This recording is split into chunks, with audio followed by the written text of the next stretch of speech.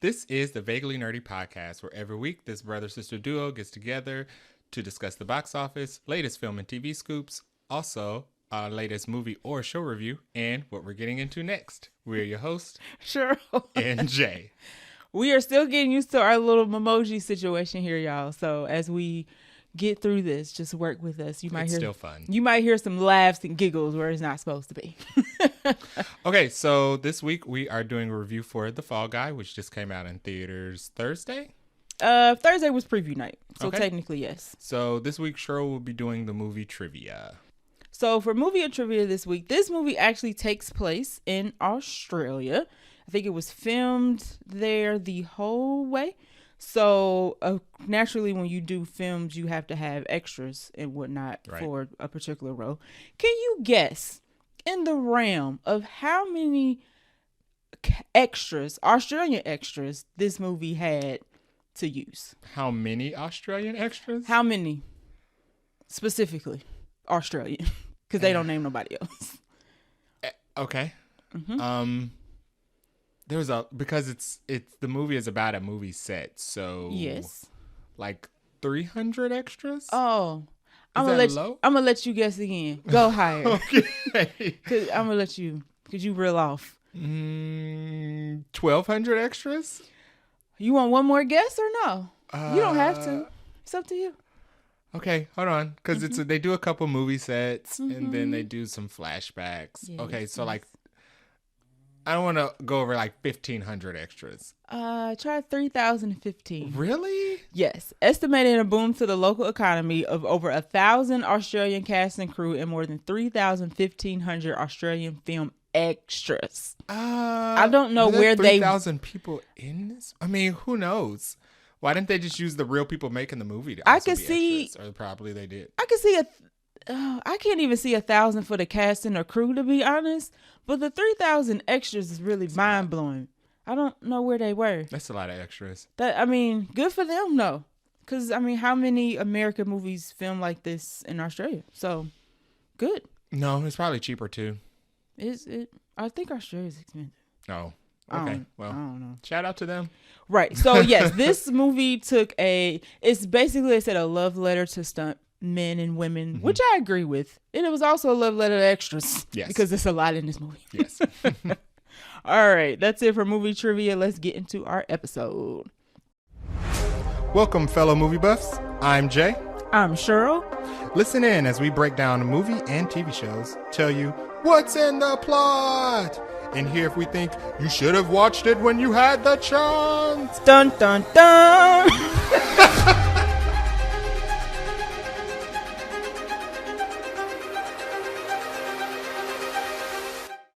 Okay, so we have a nice meaty chunk of things to discuss this week. It's a healthy agenda. We have a lot of casting news, some new movies that were announced. We also have a few cars in the trailer park this week, as well as a healthy serving of Buncha Crunch. And then we'll be rolling into our movie review of the week, The Fall Guy. Hey. Okay, so first on the list, casting news. Ivanna Sakhno will star in Megan 2.0. This is the Megan sequel, which follows after the smash box office hit Megan that came out maybe 2 years ago. It was January or February of not this year, but last year. Yeah. I want to say. What's interesting about 2.0, well, she's a robot, so now I get it. I was like, the first one wasn't called 1.0. It was just Megan. Yeah, so this is the iPhone Plus of Megan's. Correct. Now, if you don't know where Ivanna is from, she is Shin Hati. I almost call her Ahsoka Tano. That's crazy. But from the Ahsoka show. Yes. I liked her. She was good. Yeah, she was good. She wasn't, she was a villain, right? But they kind of left it open-ended about like what her motivations and where she was gonna. Yes. And she's left. They left her alive. So. Right. Yeah. So I like this casting. I am looking forward to Megan. I think it was supposed to come out this year, but they pushed it back for whatever reason. She's small, so I wonder if she's going to be like, stature-wise. So I wonder if she's going to be a new adult Megan. Yeah, a new Megan. I would, because it's 2.0, so they don't have to make it the same model. Exactly. Yeah. Yes, I would like that concept. Yeah, that'd be interesting. I also think they kind of need to hurry with this sequel.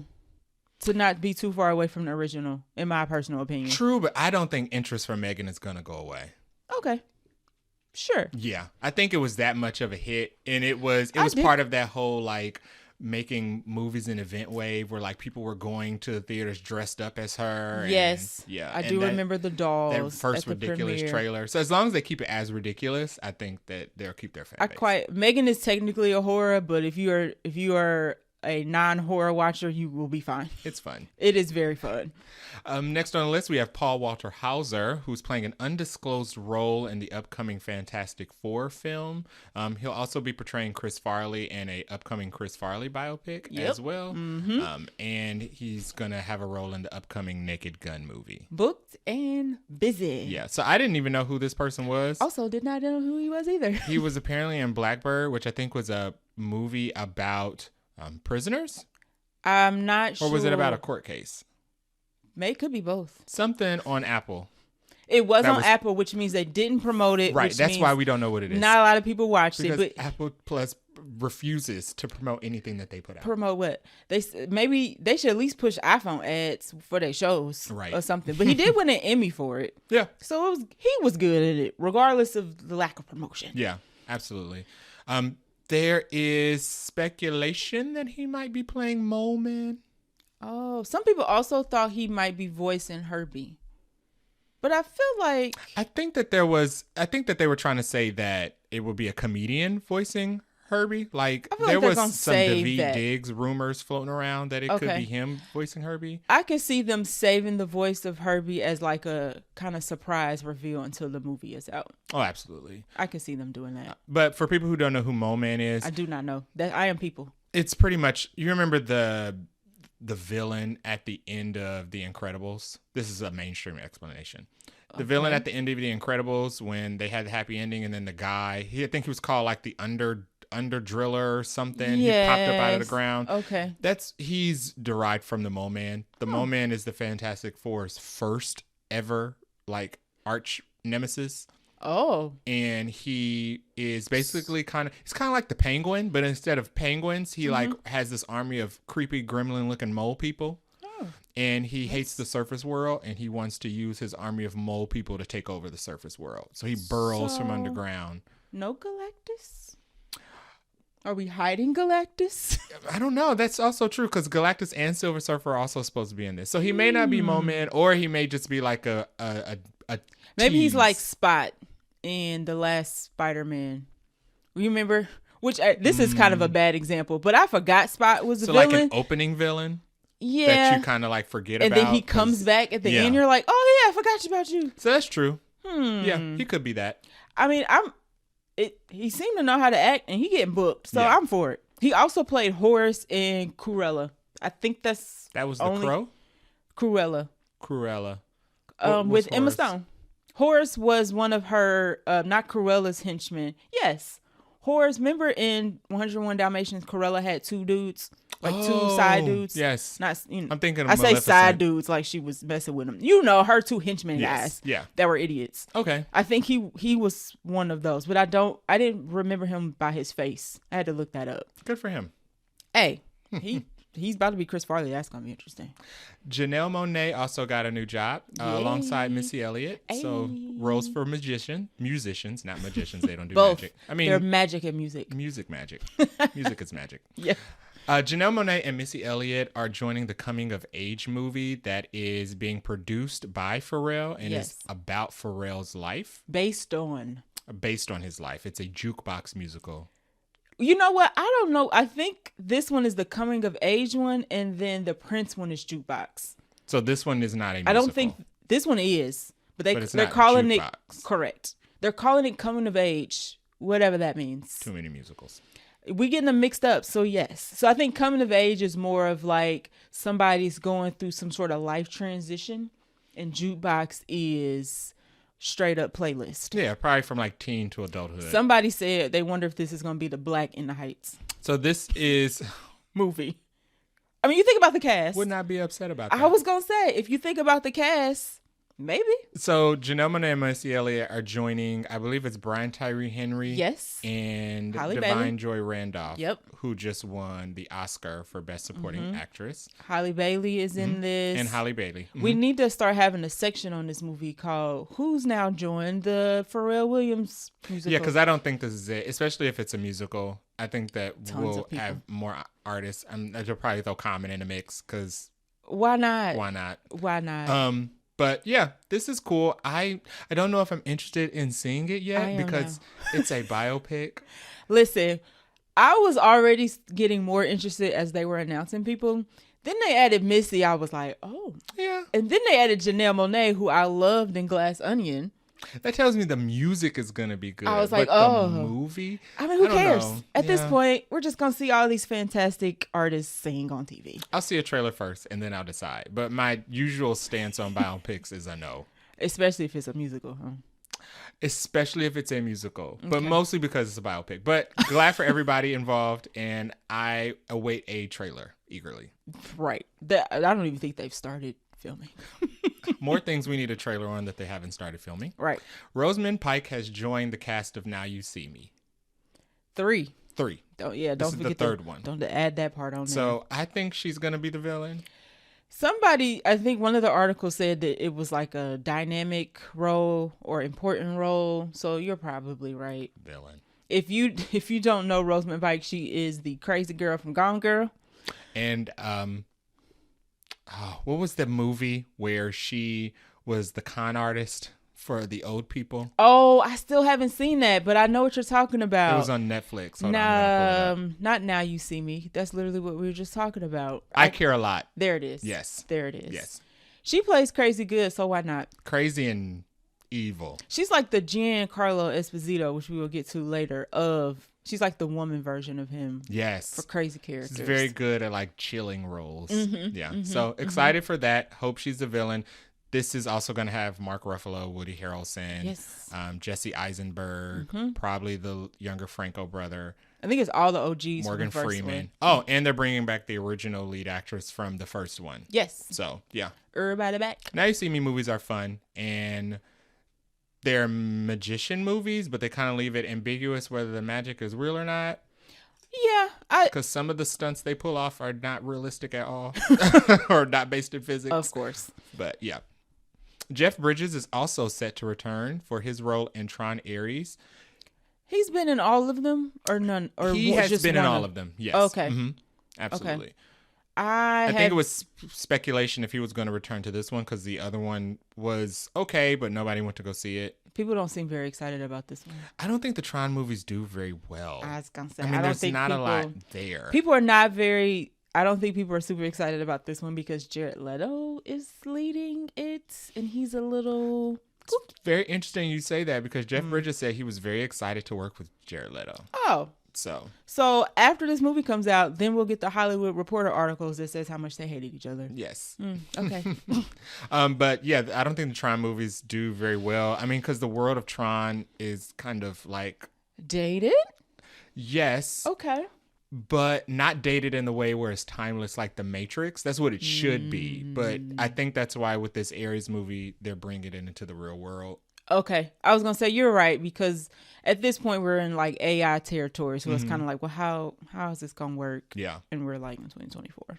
And the last bit of casting news, which is exciting. Ooh. Giancarlo Esposito reveals that he has been casted in an MCU project. But he said it is not something that people have Fan casted him for before. I'm going to take that with a grain of salt. One, awesome news.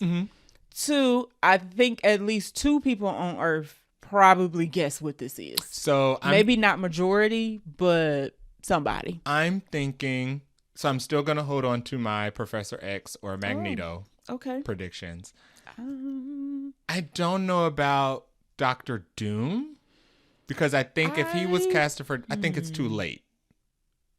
But I don't think Doom is going to be the main villain of Fantastic Four. I think he's going to be an after credit scene. Well, it doesn't say Fantastic Four. It just says MCU. Right. Well, I'm saying if he is Doom, I think if he's playing Doom, I don't think Doom's going to be the main person in Fantastic Four. He's just going to be like an after credit scene.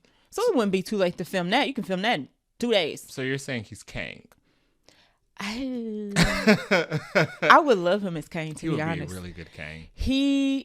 But and not as many people have suggested him as Kang because he hinted or said that he would love to play, I think, either Magneto or Professor X. Mm-hmm. So I think that's what everybody went towards. Now, I don't think he got mentioned as much as Kang because he's a lot older than Jonathan Majors, but you don't have to replace him with an equally aged actor. I don't think Kang needs like a contemporary. Age-wise. Yeah. Right. Mm-hmm. I mean, at this point, I don't even know if Kang's still going to be black, but... because we in the multiverse. It doesn't have to be black. But him as Kang would be 1,000% awesome choice. My last guess was the Beyonder, which is the Beyonder is the force behind Secret Wars. He's the not a god, but he's like the extraterrestrial superpowered being. Does he look human? Yes. Okay. Mm-hmm. He's just like a guy who wears like a white suit who exists. Okay. You know what? He's like the architect in the Matrix. Oh. That's who the Beyonder basically is. I like the sound of this as well. I was trying to think of what movies were coming up that he would. Now, it's funny how we are all saying, both of us are saying villains. We're not suggesting he's going to be a superhero. We're like, that would villain. Be such a waste of the his man talents. will be a villain. I mean, Professor X. He could be a villain. Listen, if we watch X-Men 97 and we kind of like, dude, I mean, are you a hero? What's going on? Right. But I think it's funny. Most of us are kind of like Dune, Kang, somebody bad, somebody complicated. They would capitalize on it a lot if they casted him as Magneto while all of this whole Magneto is right wave is going on. So he's a perfect, charismatic guy to play a villain. Now he's like this Magneto love resurgence that's going on. That would be crazy. Any role they give him is going to be wild. Yeah, but I did peep that he said it's going to be revealed sooner rather than later. And I'm like, Comic-Con. So it's right. So it's given Comic-Con or he's going to be revealed in an after credit scene for something that's maybe like Deadpool. Because Deadpool is currently doing its reshoots. Right. So. I did see that. You could be right. Or D23 is also coming up. So one of the two. Yeah. It's hitting one of the two. Preferably Comic-Con because that's where we're going to be at. So, We await eagerly. Mm-hmm. Outside of casting news. Gotcha. We also had a lot of movies that are being announced as well with no trailers. Right. So Hugh Jackman and Jodie Comer are joining forces to be in a movie called The Death of Robin Hood. You want to talk about this one because you like Robin Hood. You know what's funny? When I think of Hugh Jackman and Robin Hood, you know what character I immediately think of? Just one guess. It's not Wolverine. Green Arrow? Who? No. Oh, okay. Van Helsing. Although him and Robin Hood are nothing alike, I'm just like, oh, so he's getting back to his Van Helsing roots. And I'm like, wait, those characters not the same. No. But anyway, this movie is going to be directed by the same guy who's directing Quiet Place Day 1, Michael Sarnoski. Am I saying Sarnoski. He's going to write and direct this film. The film will see the title character, aka Robin Hood, grappling with his past after a life of crime and murder, which is interesting from a Robin Hood perspective. A battle-worn loner who finds himself gravely injured and in the hands of a mysterious woman, aka Jodie Comer, who offer him a chance at salvation. So at least they're doing a different take on Robin Hood. Your look on your face does not look pleasing to me. I don't. No, you're not down for a different take. So when did Robin Hood become a bad guy who needed salvation? Because he robs from the rich and gives to the poor. Well, robbing is technically a crime, quote unquote. Murdering somebody is also a crime, quote unquote. Okay. Now, I don't know how this. I wonder if Death of Robin Hood means he actually dies or if it's more of the death of the persona. Yes. Like the death of Batman. Yes. I didn't want to read up on the background because I don't want to be spoiled. I know some people see a movie is getting adapted or a book or something is getting adapted to a movie. Then they read the book. I'm like, no, you're going to spoil it. So I think it's going to be what you said. I think it's just going to be the death of the character. Mm-hmm. We haven't seen Hugh Jackman and Jodie Comer in anything together, so that'll be an interesting pairing. She came out way after Hugh Jackman. Right. Star. Right. So it sounds interesting. It's not scheduled to start filming until next year, so this might be Hugh Jackman's next movie after Deadpool. We'll see. I don't know if he's been announced anything else between those two. No, I don't think so. Okay. So Flesh of the Gods, which is a movie that's going to star Kristen Stewart and Oscar Isaac. Which when this was announced, I was like, that's very interesting chemistry that I wonder if they'll be able to pull off on screen. Kristen Stewart and Oscar Isaac. No, I haven't seen. I mean, they're both good actors, but I mean, I just don't consider them a pairing. No. I wonder what the age gap is here, but that's here nor there. Not in Hollywood. Right, because then I was like... Because he can be like 1,000 and she can be 26, and they'll still cast them as love interest. Because this also applies to the movie we just talked about with Jodie Comer and Hugh Jackman. Yes. But anywho, let's get into it. Okay. It's a vampire thriller. Yes, along the line of... Another vampire movie. You said vampires, priests, and rituals. We're in a vampire, priest, and ritual phase. But... it's Oscar Isaac. And the Catholic Church. And I'm just kind of like, well, you kind of got me when you said that. Yeah.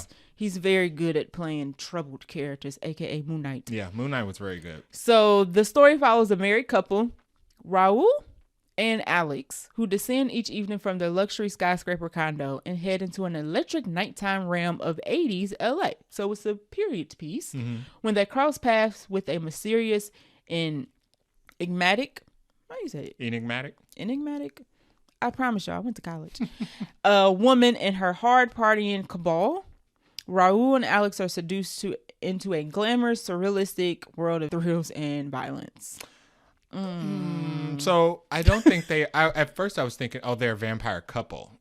It says married couple. But I don't think they're vampires. I think this is what... I think they get abducted or seduced by a cult of vampires, and then they get turned. So it's like Interview of the Vampire meets like...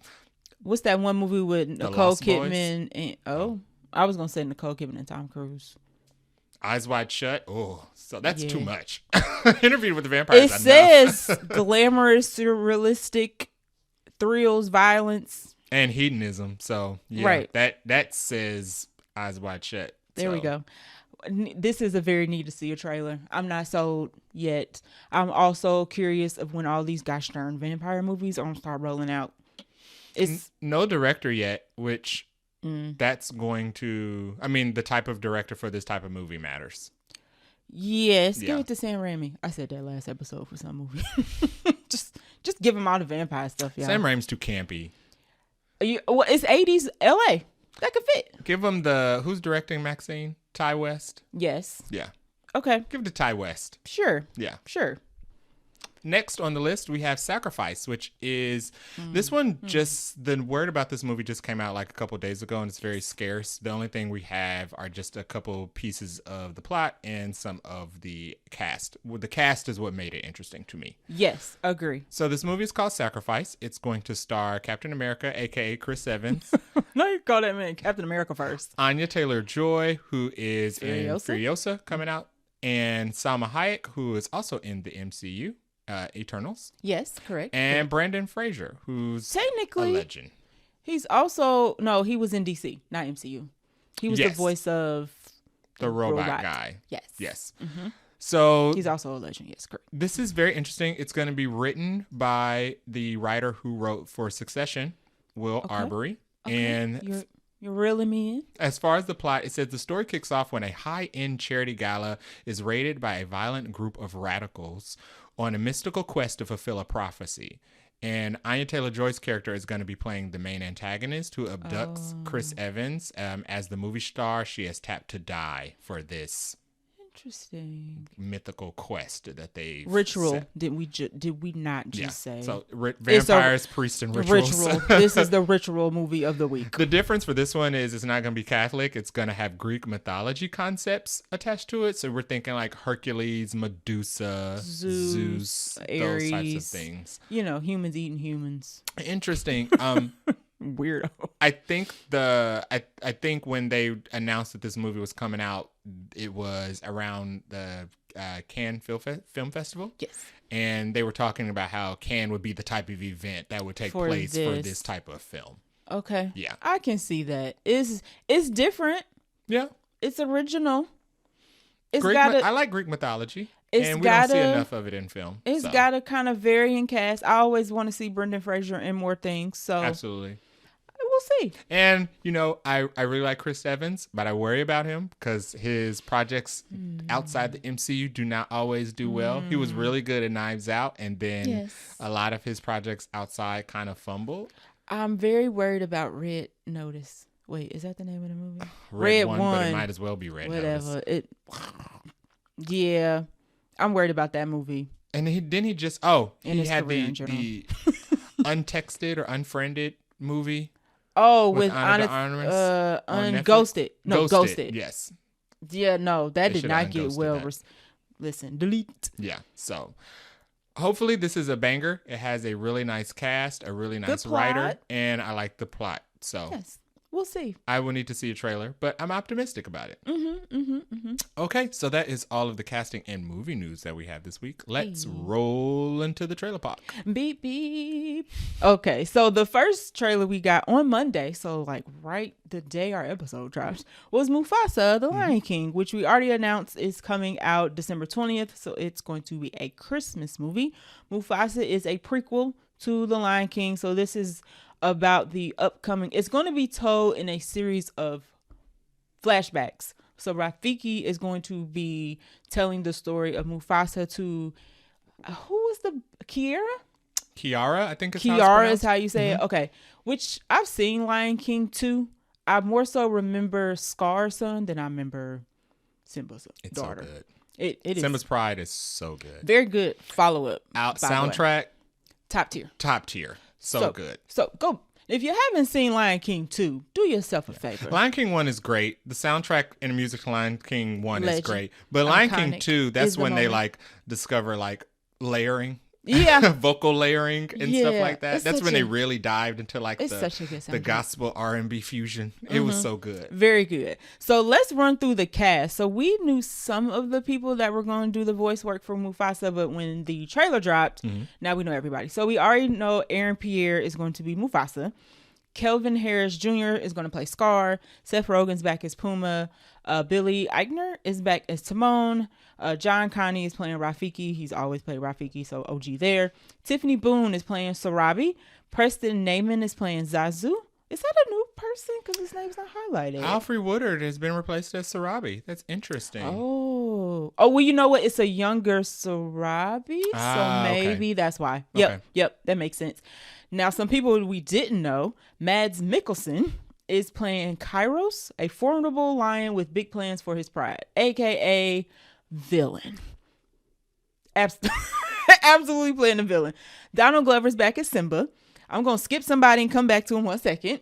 Tandy Newton, hopefully I'm saying that right, is playing Eshti. Okay. I think I'm saying that right. Playing Scar's mother and Mufasa's adopted mother.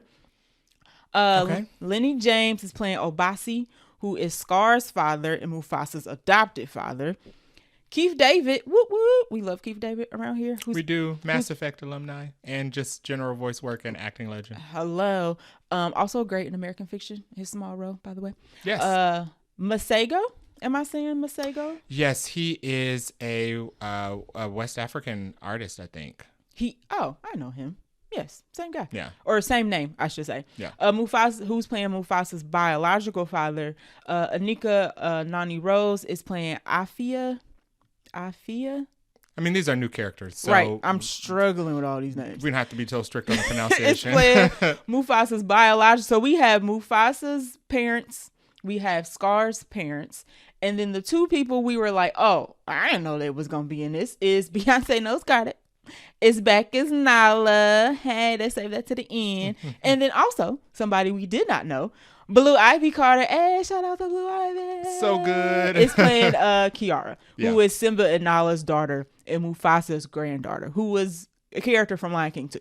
So this is great. This is good. This is very good. Excited about this Mufasa movie. But what this tells me is that Simba's Pride is confirmed. We are absolutely getting a Lion King sequel. And guess who's gonna be voicing Kiara? Hello, Blue Ivy Carter. Yeah. So they kept they've been keeping most of the cast under wrap. Like, I didn't know Keith David was voicing. I didn't know Mads. I didn't know Tandy Newton, Anika Noni Rose. I didn't know, but also did not know there was a Carter. This was a Carter function. Yeah.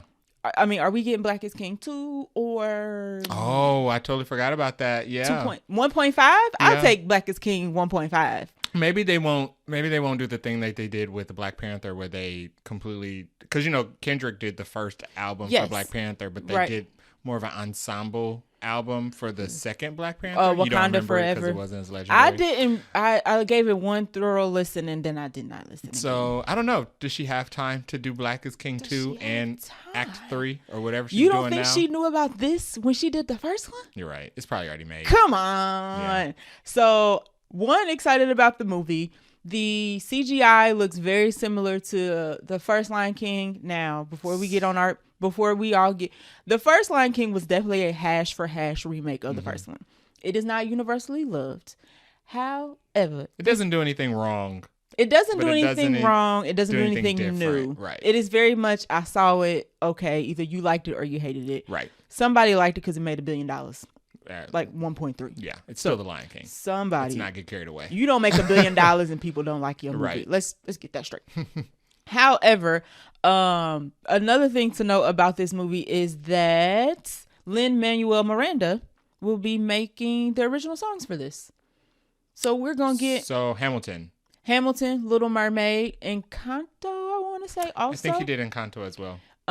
Hopefully, and this means we probably gonna get like Lion King's version of Scuttlebutt, unfortunately. That was I didn't like that song. Scuttlebutt grew on me. Twitter made Scuttlebutt better than Scuttlebutt actually was. Fine. Sure. So music is going to be hitting. It looks like Hans Zimmer is back for the score, according to Wikipedia. Hans Zimmer and Beyonce met? They probably met. Sure.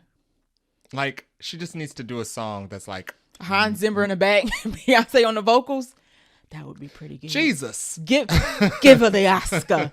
Pharrell Williams is also noted here for music. Lin-Manuel Miranda I already mentioned. He's also on here. So I'm looking forward to it. Twitter and social media tried to give Barry Jenkins flack, talking about Lion King is soulless and we don't need this. And he sold out. And Barry was like, shut up. Yeah, because it would have been literally anybody else. They weren't going to not make this because Barry Jenkins said no. Right. So Barry has said that he is happy that he took this project. It was one of the best experiences he had. He's looking forward to it. If Barry like it, I like it. So December 20th. It is also, I believe, the 20th year of Lion King. Oh, okay. So they're going to play it up. It's either the 20th or 30th year. Everything's reaching its anniversary. Yes. Phantom Menace was just back in theaters this past weekend. So you best believe they about to play this up. Yeah, absolutely. For sure. And it's going to be Christmas, child. And they're probably going to re-release the first one just to get people back up to speed on the live action. In XD. It's not live action. It's CGI. It is not, right. That kind of grinds my gears a little bit when people say live action. Like, no, lions don't talk. Yeah, these lions don't follow cues. Hello. So if you see a talking lion, you need to go the other direction. It looks like it's going to be more of just Lion King. The trailer almost looks like it's beat for beat the first Lion King movie, but it's going to have different characters. There's different characters. There's definitely different scenery. Scenery. There's ice. There's an ice cave. Yes, they did. Well, when we talked about this for CinemaCon, they talked about how the clips that they saw showed different areas outside of just being like the African jungle. And I saw some people complaining. They're like, "Where's their ice caves in Africa?" It's a movie. It's a Rafiki kids movie. does magic. Hello? He's like a sage. He's a monkey. I mean, let's relax let's loosen up the reins on the realism. There's a movie called Frozen where a human lives in an ice cave. Like, relax. This is a story about she wouldn't survive that. This is a story about a lion cub being adopted into a pride, which in reality they would have eaten that cub. Hello? So let's remember this is a Disney production, and kids don't care about CGI. Exactly. So relax, y'all. People have been adults for too long. It's gonna be right. This movie is not. I'm gonna say it's quote unquote not for adults. They want your kids. Right. They want your kids in them seats. Next stop in the trailer park is a stop we were not originally planning to stop on. This actually came out last week. We did a skirt, and reverse. weren't. We took an initial look at it and we weren't initially excited about it, but then we recently saw this trailer pop up in front of the Fall Guy, and it looks really good. So we're going to talk about it. Yes. So Blink Twice is going to come out in theaters August 23rd. Mm-hmm. This is Zoe Kravitz, aka Lenny Kravitz's daughter, and Lisa Bonet's daughter. Yes. Let's not forget. Hello. Half on a baby. Right. This is her directorial debut, which looks pretty good. So the movie is about two women. Mm-hmm. Seem to me, I guess he's maybe a billionaire. I think he's a billionaire. Okay, so some mogul, financial. He got money. Cast list includes Naomi Ackie as Frida, Channing Tatum as Slater King. That's Christian Slater. He looked a little different. It's just interesting because they gave Channing Tatum Christian Slater's last name as his first name. Oh, is that what's throwing me off? Yeah. It's throwing me off. Yes, Channing Tatum is Slater King, and Christian Slater is Vic. Mm-hmm. We have Simon Rex as Cody, Adria Arjani as Sarah, Haley Joel Osment as Tom. Cal McCullen does not have a character name, but he's in this. Mm-hmm. He is most recently, it's funny, in Fallout, which I just started watching. Well, we both started watching, but you're for it long. Yes. If you don't watch Fallout, I guess Twin Peaks? Yes. Yes. Twin Peaks. Yes. Yeah. Gina Davis. Hello. And then Aaliyah Squawcat and Sawcat. She's from one of my favorite movies, The Final Girls. Oh, okay. So this is Naomi Akkie's friend in the trailer as Jess. And then Levin Hawk, they don't have a character name. So, yeah, yeah. Mm-hmm. He is the son of Ethan Hawke and Uma Thurman. Yeah. I had no idea they had a son who also acted. So, yes. interesting. Anyway, so that is the cast of this movie. The premise is, I'll just read it. A cocktail waitress becomes infatuated with a tech mogul. Okay, so that's who he is. And travels with him to his private island where things begin to go wrong. That is essentially the summary of the trailer, but things are going very wrong. Yeah. The trailer opens up with Channing Tatum looking at the camera saying, so everybody's dead. And he looks like he may have blood or something on him. He definitely did it. The mansion's on fire. It seems like we're going to be told backwards or we're going to start at the end to go back to the beginning. Mm-hmm. But the trailer or the mansion's on fire and then the trailer cuts to when it's not on fire. Mm-hmm. It looks like a very jacked up version, and I mean this in a good way, of Glass Onion.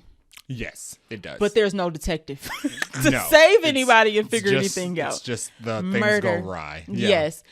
It looked good, y'all. It does look really good. It looks like a good thriller. Yeah. It's not giving horror. It's not even giving romantic. No rom-com. No rom-com. It's straight up. It's called a psychological black comedy thriller film. Mm-hmm. So somebody gonna think this funny. Yeah. Not the people getting killed in the movie though. Yeah, so it's shot like a Knives Out movie, but premise-wise, it's more like which you haven't seen yet. It's more like a Bodies. Okay. Which is really good. You need to watch a Bodies. I gotta watch that, and I gotta watch Pearl, and I gotta watch X. Yeah. And I gotta finish Fallout. Well, if you start one, your backlog won't be so long. And I gotta watch Shogun. And I gotta finish Invincible. It's more along the lines like a Bodies, and The Menu. Okay. I also have not seen that. Oh, what I be doing after work? I don't know. Go ahead. Running a movie podcast. Right. The Menu and Bodies are like psychological, non-scary thrillers where there are killings taking place. Mm-hmm. But it's a lot of comedy, and it's a lot more focused on the comedy and the mystery. Okay. Yeah. I like the trailer is given thriller for sure, and you're not really sure. There seems to be. I don't know if they're taking their drinks or their food. Yeah, there's either pumping something into the air. Supernatural, or it could be drugs. It's giving drug. It's giving drugs most likely. Yeah. But Channing Tatum don't look like he up to no good in this, which was funny because right after this trailer, we got the trailer for Fly Me to the Moon, which is a funny rom-com starring Channing Tatum. Yeah. So he has also been booked and busy this summer as well. So good for him. He's on his Josh Hartnett doing opposing roles simultaneously. I don't dislike it. Yeah. I think I'm here for it. So I'm actually excited about this. It looks good. It looks really good. August 23rd, we'll have to look at our movie listing calendar I was just to make kinda sure we like, have what the is it? space for it. Because if we Oh, do have an Lord. opening for it, I think we should absolutely review it. Yes. It looks really good. I mean, we could also, fill it in later. I'm trying to like quickly look at the release calendar to see what else is opening. August 20, what did we say? August 23rd? 23rd. It comes out the same weekend as The Crow. We gave Bill Skarsgård a chance. We did. We saw. We and 12 other people. We are the only people who saw Boy Kills World. So Yep. I'm going to keep my eye on The Crow. And if it's trending in the same direction. I was going to say, let's just watch Blink twice. Or yeah, we could just watch Blink twice. Okay. We did our work. You're welcome. Y'all tell us how The Crow is and report back. Next on our list on the trailer park, next up, The Acolyte. This just dropped like hours ago. Yes, because today is May 4th, so maybe the 4th be with y'all retroactively because the episode's not coming out until like the 6th. Yes, we're sending force vibes into the future. Yes. So The Acolyte, this is a Disney Plus show that is in this world of Star Wars. This will, it's funny, today's May 4th. This will debut June 4th. They did in exactly 1 month. The marketing team was on it. They were like, let's release Phantom Menace. Let's release the trailer 30 days before. So this has a very packed cast. We have Amanda Stenberg from Bodies, who is the lead actress in this. Lee Jong-jae, who plays a Jedi named Soul. All of these people are either Jedi or Force users, FY. Or assassins. Manny Jacinto, Daphne Keene, who hopefully we might see in Deadpool and Wolverine. She plays X-23. She gonna be in that movie, I think. Jodie Turner-Smith, always good to see her. Yes. Charlie Barnett, Rebecca Henderson, Dean Charles Chapman, but last but not least, and very important, we have Carrie-Anne Moss, who is Trinity. She will be the secondary lead actress in this project, and they all are basically playing Jedi, except for Amanda Stenberg. It looks like Amanda... Who is the assassin? Yes. Amanda Stenberg has been tasked to kill the Jedi, but what's interesting is she is also a former Padawan. What is it with the Jedi turning their Padawans into killers who kill familiar. them? Yeah, it's giving Kylo Ren, but a little bit of Crouching Tiger. I was going to say it's giving Darth Vader. Yeah. Who's probably the most popular. It's giving a little bit of Dark Side Turner. Kylo Ren, Darth Vader. Yes. Coming back. A little bit of Crouching Tiger with Shin some of the Hati? fight choreo. Was she also? No, she was never a Padawan. We don't know. We don't know that much back. I mean, we know that Ray Stevenson was. Right. Ray Stevens was. And he kind of took that learning to train her. But so kind of similar a little bit. So interesting. The trailer basically just shows a lot of space battles, a lot of like Jedi hand to hand, and it looks like they're going to. In this one. It looks like they're going to encounter their first Sith with the red lightsaber. Yes. Because they see him. They see his red lightsaber and they're like, "What are you?" They have no idea. So who he is or where I he asked came this from. earlier. How many years before the Phantom Menace does this take place? 200. So this is 200. This is a new beginning to the universe of Star Wars. So this is pre all the Star Wars movies. Yes, this is now the new and all the start. Shows too, right there. Okay. Until another movie comes out, and then it's before that. Now, I'm sure it's not the new start to like the books or whatever, but we don't care about those. In the films and TV space. Right. Let's put it that way. Okay. I will probably fit this into my already crowded calendar. Yeah. Maybe. So I think this is where there has to be balance between the light and the dark comes from, because it's just been, they kind of say in the trailer, it's just been light. Right. It's just been, everything's controlled by the Jedi. Right. They've been taking their power just a touch too far. And a new force has come in to balance them. And it starts out with the murder. I say balance by killing, which is not really the way to go. Jedi has been murdered, but we don't know who that Jedi is. It better not be Carrie-Anne Moss. I hope she survives the series. Do we know if this is a season 1 or one seasoner? So far, I mean, it's kind of like Ahsoka. I think they're going to play it by ear and smart. then decide if they want to branch out from there. Smart. But a lot of these are like young actors and newer actors, so I can definitely see them. So they can keep them on. Yeah, I definitely can see them wanting to keep them on longer. Random tidbit: Star Wars Celebration, I think next year is in Japan. Oh, random. fun. I think the sale for the tickets and the Comic-Con general sale were like the same day. Just random factoid. Okay, so we are pulling out of the trailer park, and let's jump into this Buncha Crunch. All right, so first bit of crunch we have, Mike Flanagan is in talks to direct the next, as we were just talking about, Exorcist movie for Blumhouse. Now, what did we say? Rituals, vampires, and priests. And the Catholic Church. That's literally all three in one. Yeah. I don't know why we need another Exorcist movie, but it's Blumhouse, so it's going to be way too scary for me to watch. One. And it's also the same director as Dr. Sleep, which was good. Yeah. Yeah. Mike Flanagan is Which was actually not that scary. Dr. Sleep isn't scary. It's more of like a thriller. It is leaning heavily thriller. Yeah. Yes, I would agree. Especially when you get past the part where it's like, okay, these people murder and suck the life force out of people. Kids included. Yes. So once you get past that jarring sequence, it more so becomes like a thriller mystery with a tinge of action, because then it's like a shootout in the woods. Right. So you know what? I just realized it says next Exorcist movies. Mm-hmm. So they're not just doing one. There were 3 Exorcist movies. Okay. I wonder if it's a remake or they're doing a reboot. Or a continuation. Okay. Or of like, it's just a different exorcism. Or we doing like the prequel thing. Or we're inserting movies in between movies. Because that's also now a thing. I don't know, but Mike Flanagan's really good. He did Dr. Sleep. Mike Flanagan is one of those people who... He does a lot. All his stuff is horror. I looked him up. But when he does like horror that is based on something that already exists, like Dr. Sleep was based on The Shining. Okay. He's really, really, really good about capturing the essence of the first film. I agree. Like when he redid the hotel... he had like the finer details and stuff. He like really tried to recreate the ambiance of The Shining. So I trust him with this. We'll see if I can handle it. Dr. Sleep, I think, teeters on the edge of your limit. Yes.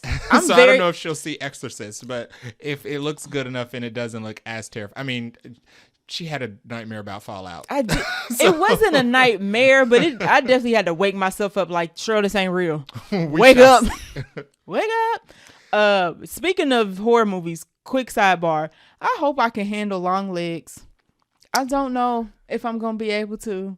I need to see a trailer. So I have other news for you. Oh, is it Long Legs related? No. Oh. So this is Mike Flanagan related because he is also directing another movie that is going to come out with a TBD release date. Is it a horror movie?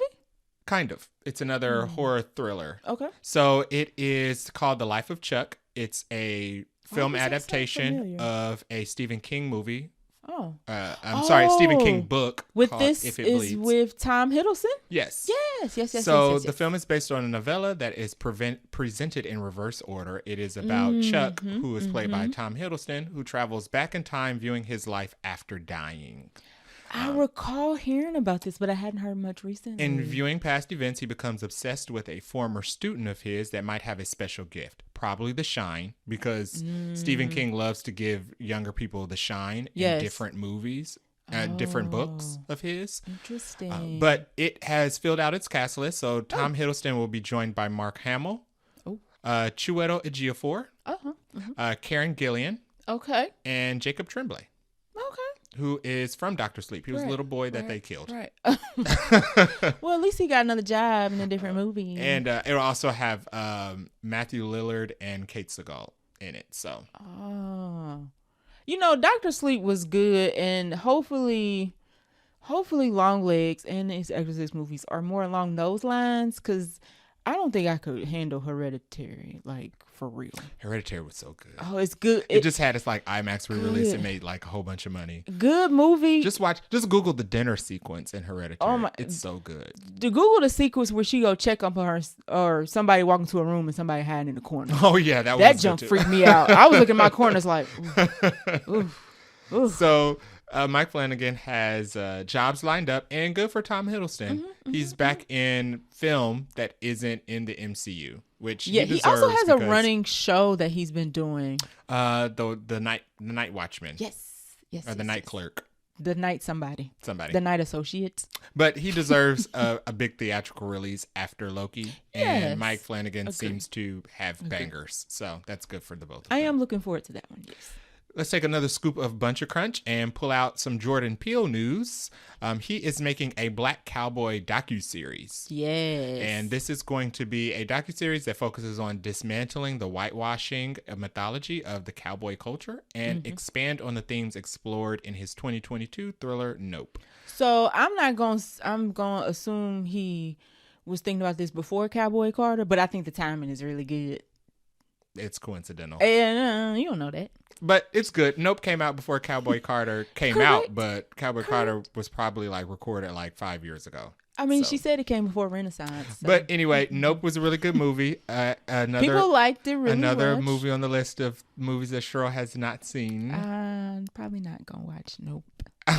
Sorry. Nope wasn't even scary. It had the little monkey in it, though. The monkey was an actual monkey. I don't like little monkeys. Okay. Well, we're seeing Kingdom of the Planet of the Apes next week. But those are like normal sized monkeys. I'm not going into it. It reminded me of the little monkeys from what's the mummy? The second mummy? The undead monkeys? Yeah, but those are undead monkeys. The closest to a real monkey would be a Nope. Oh. It's non-supernatural. I might watch it in the daytime. Fair enough. Oh, fine. But this is good for Jordan Peele. It's good. The focus on Black cowboys has been like the mainstream wave ever since Cowboy Carter came out. So that's really good. And I do remember people being really excited about when Nope. I do remember people being really excited about when Nope came out and they like feature Black cowboys. Yes, and agree. It was really good. Because their dad was a Black cowboy. Yes, their dad was Keith David, which you I know. I knew that. If you saw Nope. I saw the snippet that he was their dad. So next piece of Buncha Crunch. Maze Runner is getting a reboot unnecessarily. Yay! Creativity is dead. I don't know. Now, the original OG Maze Runner movies are good. So good. Recommend those. I will admit, they were poorly advertised and nobody on Earth saw them. So just re-release them. They were really good. Yeah, it's too soon. So the last Maze Runner movie came out in 2018. I mean, that's 6 years ago. That's not far enough to be not far enough. remaking. It ran from 2014 and 2018. 3 films in a 4-year span. It's pretty good. It's a pretty decent run for film. Trilogy. I would prefer them do something else for this. I would too. So for what's the audience? Yeah, because here's the thing: the Maze Runner movies came out during like the teen era of Hunger Games, fiction, like Hunger Games, like Divergent. Yes. It came out during like that era of like teen sci-fi drama, right? And teen angst movies. I remember when the last Maze Runner came out, there was like an article, I think it was like by the Hollywood Reporter or somebody that was kind of like, it's the end of the teen era of franchise film. Like Death of Auto-Tune. Yeah. Because, I mean, I guess that's not true. Like, you can't say when is the end of teens wanting to see themselves in movies. You know what? I don't know if teens go to movies nowadays, to be very honest. No, teens just get a Fire Stick and stream. Or they watch TikTok. Or they watch the movie on TikTok. Because now you can just watch a whole movie on TikTok now. Which is... As long as you watch before it gets taken down. But anyway... Be quick about it. And the thing about the Maze Runner that stood out from the Hunger Games and Divergent, the Maze Runner actually ended good. Like that third movie was good. You're right. Hunger Games very did right. not stick the landing. I didn't even bother to watch the last Hunger Games. I don't think Divergent got its last movie. Never watched Divergent. Yeah. Ever. Because it was like the knockoff Hunger Games. Yes, correct. So Maze Runner actually had a conclusion that made sense and it was really good. And it had a good middle movie twist. They're saying that the reboot is not a redo and it's not a direct sequel. So what is it? It doesn't need to exist. What is a reboot if it's not a redo? They're probably going to do like the Halloween 2018 thing where it exists, but they're not going to reference it. But the Maze Runner is based on books. So what are you going to base it on if it's not? Yeah, and I only read the middle book. But because I didn't discover Maze Runner until... By the time I discovered Maze Runner, the first movie had came out. Okay. And then I read the second one in preparation for the second movie, but it took too long. And then the third one was coming out, so I just didn't finish. But apparently for people who did read all the books, the movies did the books a lot of justice. Okay. Which is typically the reverse. Not the case. Yeah. Yes. So leave the Maze Runner alone. Just remaster it, release it in 4K, or just make a sequel. Because I guess continue the story. For some Maze Runner spoilers, and because it's old. So in 3, 2, 1, they end up on an island and they find a cure to what's created like the scorch disease, but they didn't implement it, so something else could have went wrong after that. It had a I Am Legend ending. Yeah, essentially. So just expound on that. Bring back Dylan O'Brien because he's not doing anything. He's not. I don't think most of the people in them are doing anything. No. Okay. I'm not looking forward to this. So with that being said, on to our next crunch. Alex Cross series, which is Aldous Hodge will be leading, is getting a early season 2 pickup at Amazon. Which A, amazing for Aldous. Yes. B, where the heck is season 1 at? Yeah, there's literally no premiere date. I'm glad for Aldous. Yeah. But where's the season? When people were excited about this because they're like, oh, season 1 must be really good. But Amazon, like Apple, are one of those studios where they can just throw money at whatever and not care about advertising it or not care about getting people to watch it. They do The Reacher pretty well, advertising wise. Like I know The Reacher exists very well, but I don't watch The Reacher. So maybe just give us season 1. How about that? How about that news? Yeah. Because it's nowhere in the article. If you were wondering when season 1 was coming, we still don't know. We just watched Along Came a Spider. We did, very randomly. Very randomly. It wasn't planned. It was just on TV. On TV. We were sitting here with our parents. Yeah, And it was good. Still good. It is still a good movie. Yeah. So. Good for Aldous. Give us season 1. Next. And then we'll see. Last scoop in the Buncha Crunch is a Scooby-Doo live action series is officially in the works at Netflix. Why? Why do we need a live action Scooby-Doo? People got the nerve to be mad about Lion King, but I didn't see no pitchforks for Scooby-Doo. After what they did to Velma, fine. Velma season 2 doesn't seem to be getting any traction. Velma season 1 was received so poorly. I thought that it was very strange that they decided to do a season 2. They probably had she probably had that contract signed. They had no choice. Probably. She was probably like, I said 2 seasons, so 2 seasons is what I get. Yeah. Interesting. We don't need. Maybe this is them trying to course correct and put the Scooby back in Scooby-Doo. Nobody cares. No. I know. It's not like Teenage Mutant Ninja Turtles where I feel like we have kids that are growing up and their parents are introducing them to that. So when they put out the movies, like that's the audience.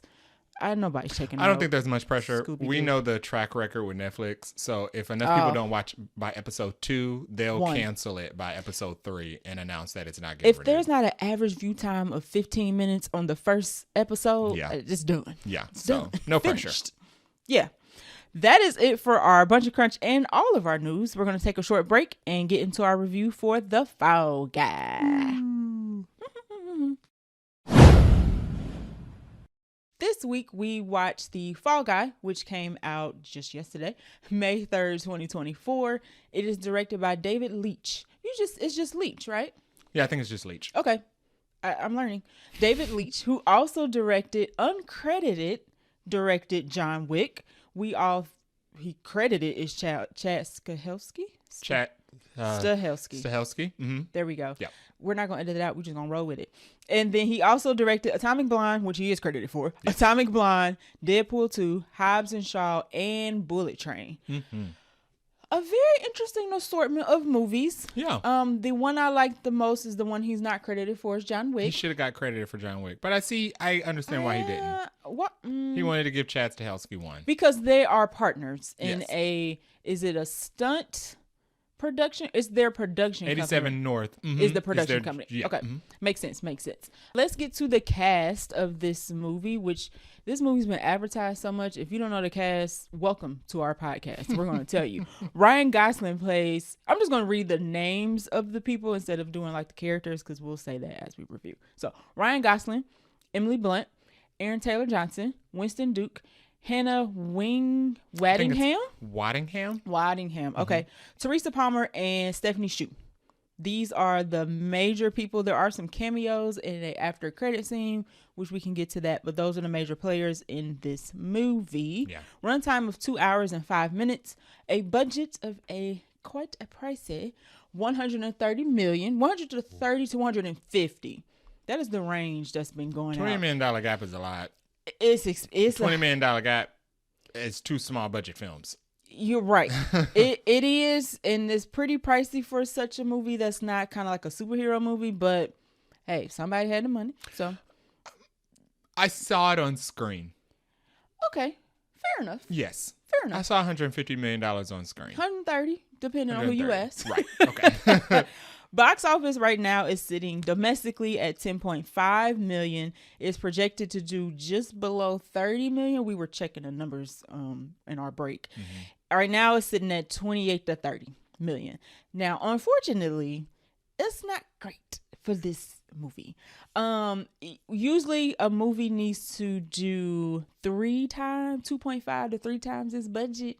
And the unfortunate thing about this weekend, the first weekend of May is known as the summer blockbuster kickoff season. Mm-hmm. Think of it as, what do you want to say? Trying to compare to something else. You know, the first day of summer officially is in like June, but the first day of summer for the movies is the first weekend of May. Yeah. And for, I don't know, almost 20 years, 15 years or so, it's been Marvel's weekend. Yeah. So typically the first weekend in May, we get a Marvel movie. Just for my own research, we're going on a little tangent here for a second. I pulled it up. I did some research.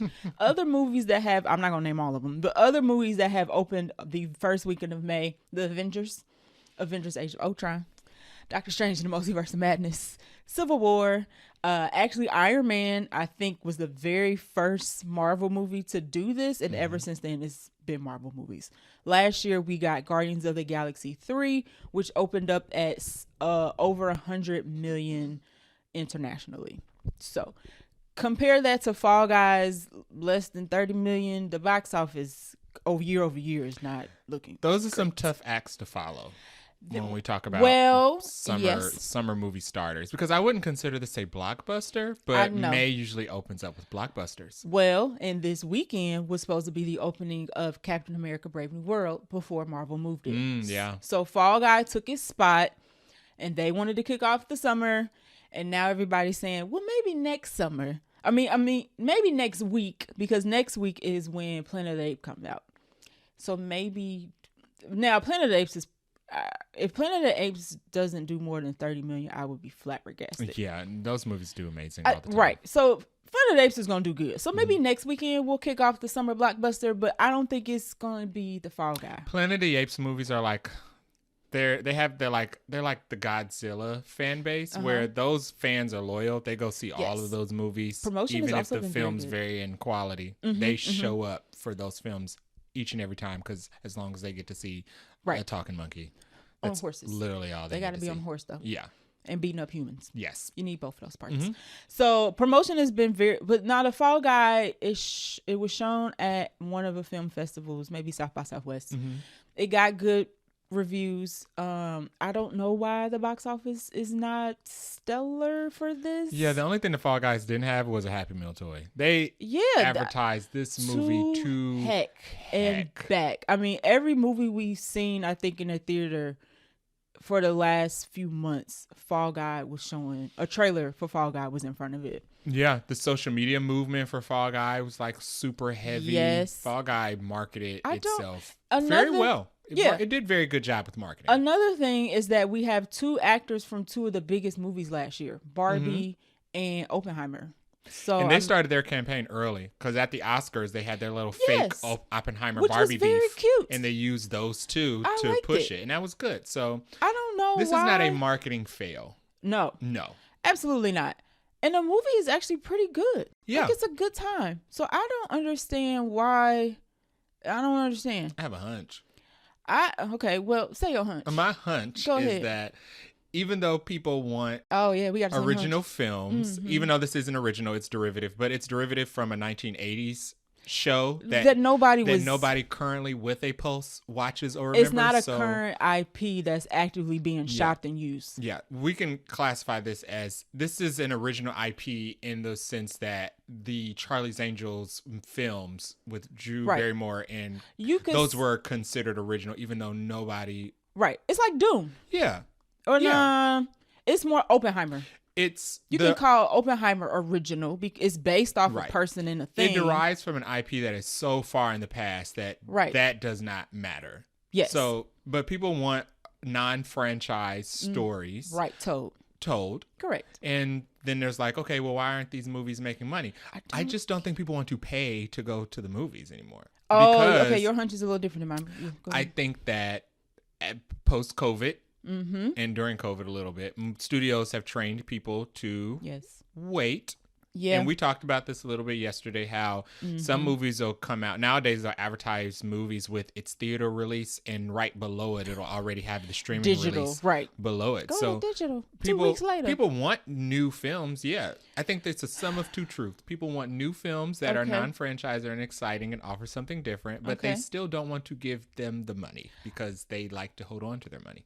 I think it's that, and I also think the original content elitists just don't flat out not. Yeah, I mean, Twitter fingers plays a big factor into that. Yes, they just flat out all talk. Yeah, very little game. Though most of the people who are saying that don't go to the theaters, regardless of what actually is in it. Right. So it's studios are paying attention. They gonna pay attention to what makes money and what doesn't, which is why we getting Despicable Me 4. Yeah. And not getting something new, original Disney princess.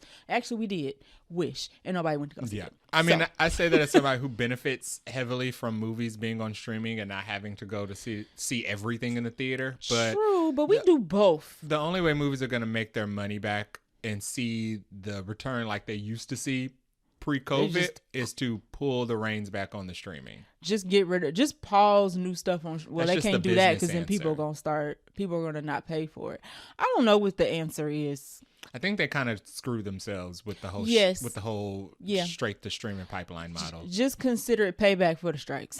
Or that, karma. Right. I'm not going to bat for the studios. I'm just saying this is why they're not making any money. We're just trying to figure out why Fall Guy, a pretty decent movie, is not looking like it's gonna make a big return. But we'll see if it has legs, which I think will lead into your next point. Correct. Which are the legs? So next weekend, Kingdom of the Planet of the Apes comes out, and then 2 weeks later, Mad Max comes out.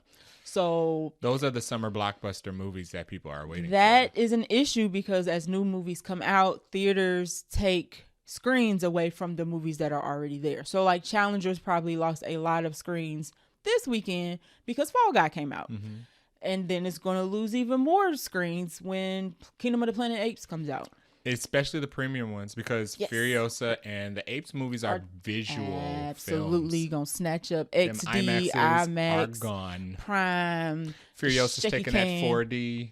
Absolutely. Yeah. So it's not looking great for the fall, even though the ratings for Fall Guy are good. Yeah. So Cinema Score is at A-. Rotten Tomato score from the critics is at 83. Audience is at 84. People like the movie. Critics and audiences alike like the movie. I still think that this is a technical win. It's not a box office win.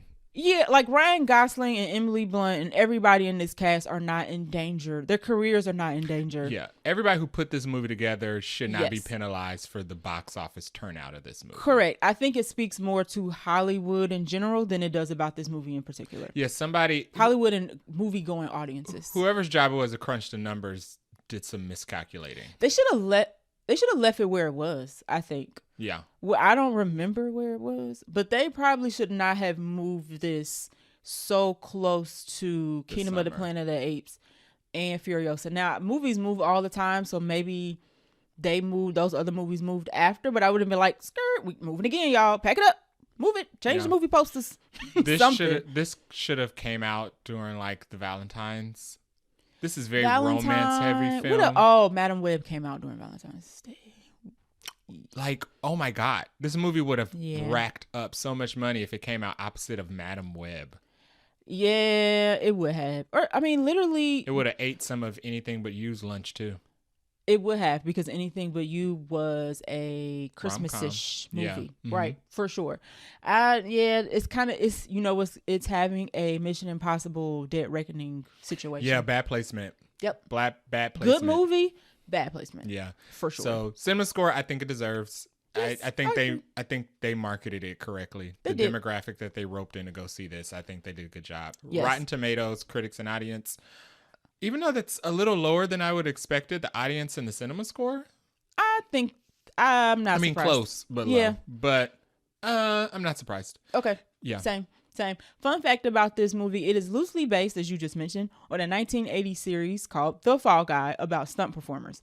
Ryan Gosling and Lee Major both play the lead character, Colt Severs. Mm-hmm. Is it Severs or Severs? I think it's Severs like beavers. Y'all probably listen to this and go, is that girl okay? Does she know how to pronounce anybody's name? It's very hard to read on the spot, okay? Listen, I don't like practice saying people's names as my daytime job. So what is this, the King's Speech? Hello. Okay, so do you want to summarize the plot? Sure. It's pretty straightforward. It is pretty straightforward. Mm-hmm. Not on. Is it on rails? No, I wouldn't call it on rails movie. No. Okay, I wouldn't say that I saw the plot twist coming. Okay. Yeah. No. Okay. No. So the movie is about Colt Severs, who's played by Ryan Gosling, who is a stuntman for a very popular actor who's played by Aaron Taylor Johnson. Think of him as like a Tom Cruise. Yeah, I have him as a note as a Tom Cruise, Matthew McConaughey hybrid. Okay. Yes. He's got the Western accent and he's got swagger the lofty, of like a Matthew McConaughey. Yeah, he's got the lofty personality of a Matthew McConaughey. But the fear of being embarrassed like Tom Cruise. Correct. And the voice kind of like small man's complex. Mm-hmm. Yes. But yeah, so Ryan Gosling plays a stunt performer for a very famous actor who is also Ryan Gosling is also in love with Emily Blunt. Yes. Who is a camera operator. Starts as a camera operator. But now she has turned director. And he's been hired as a stuntman for her directorial debut. Correct. However, Aaron Taylor Johnson is a very unreliable, irresponsible celebrity who has not shown up to work for several days. And Ryan Gosling has been tasked to find the guy that he does the stunt doubles for. Yes. And bring him back to set. But to finish the movie. Right. But come to find out, Aaron Taylor Johnson has gotten himself into some mess. Yes. So Ryan Gosling has to figure out what the mess is and how to not ruin the movie for the girl he's really into. And not die in the process. And not be killed. Yes. Very good summary. Yes. That was pretty good. Let's talk about who we liked and didn't like in this here movie. I pretty much don't have anybody I disliked. Like every character fit. No, you know what? No character felt unnecessary. Right. Yeah. I would think that Teresa Palmer plays a character called Iggy Star, which is Aaron Taylor Johnson's character's Tom Ryder's girlfriend. Mm-hmm. She was a little extra, but it was cool. It wasn't anything that was like, get her out of here. I see what they were trying to do with her. They're trying to make her like the crazy eclectic celebrity girlfriend. I don't know if it landed completely. You know what? I will not say that I did not dislike her. Mm-hmm. I do think cutting all of her scenes would have shortened the movie. Yeah. Which that I think would have. I don't think this movie needed to be over 2 hours. If it was a little long in the tooth. Yeah. So if anything, it would have shortened the film. But I didn't dislike her. She was just extra. It's not a super. Even though they had 3,000 extras in this movie, it's not a super big main cast, and everybody does well in their roles. Yeah. So there wasn't anybody I didn't like. Standouts. Ryan and Emily did great. Yeah. As Colt and Jodie. That's Emily Blunt's character. Aaron Taylor Johnson did great as the aloof, obnoxious actor. Yes. Did that great. Winston Duke, who was not in enough things, you know what, sidebar, I didn't realize that Black Panther was his first movie. Did you know that? No, I didn't. He's been in other like TV things, but Black Panther was his first movie. Interesting. I had no idea. He was good in Us too. Yes, that was like his second movie. Yeah. So interesting. Winston Duke is in this. He did good. He is basically Colt's best friend. He's a stunt coordinator, so he's like his boss a little. Yeah. And then, I'm trying to think of who stood out who Ryan stood and out? Emily did very good. They like, were playing that like they weren't even playing that I like him, he likes her, but we got some history and issue tension. It was like Sweet Home Alabama with Yeah. Matthew McConaughey and Reese Witherspoon. Yes, they did that good. Like, I love you, but I hate you, but I love you, but I hate you kind of thing. But one of them is like kind of goofy about it. Yeah. So they played off each other very well.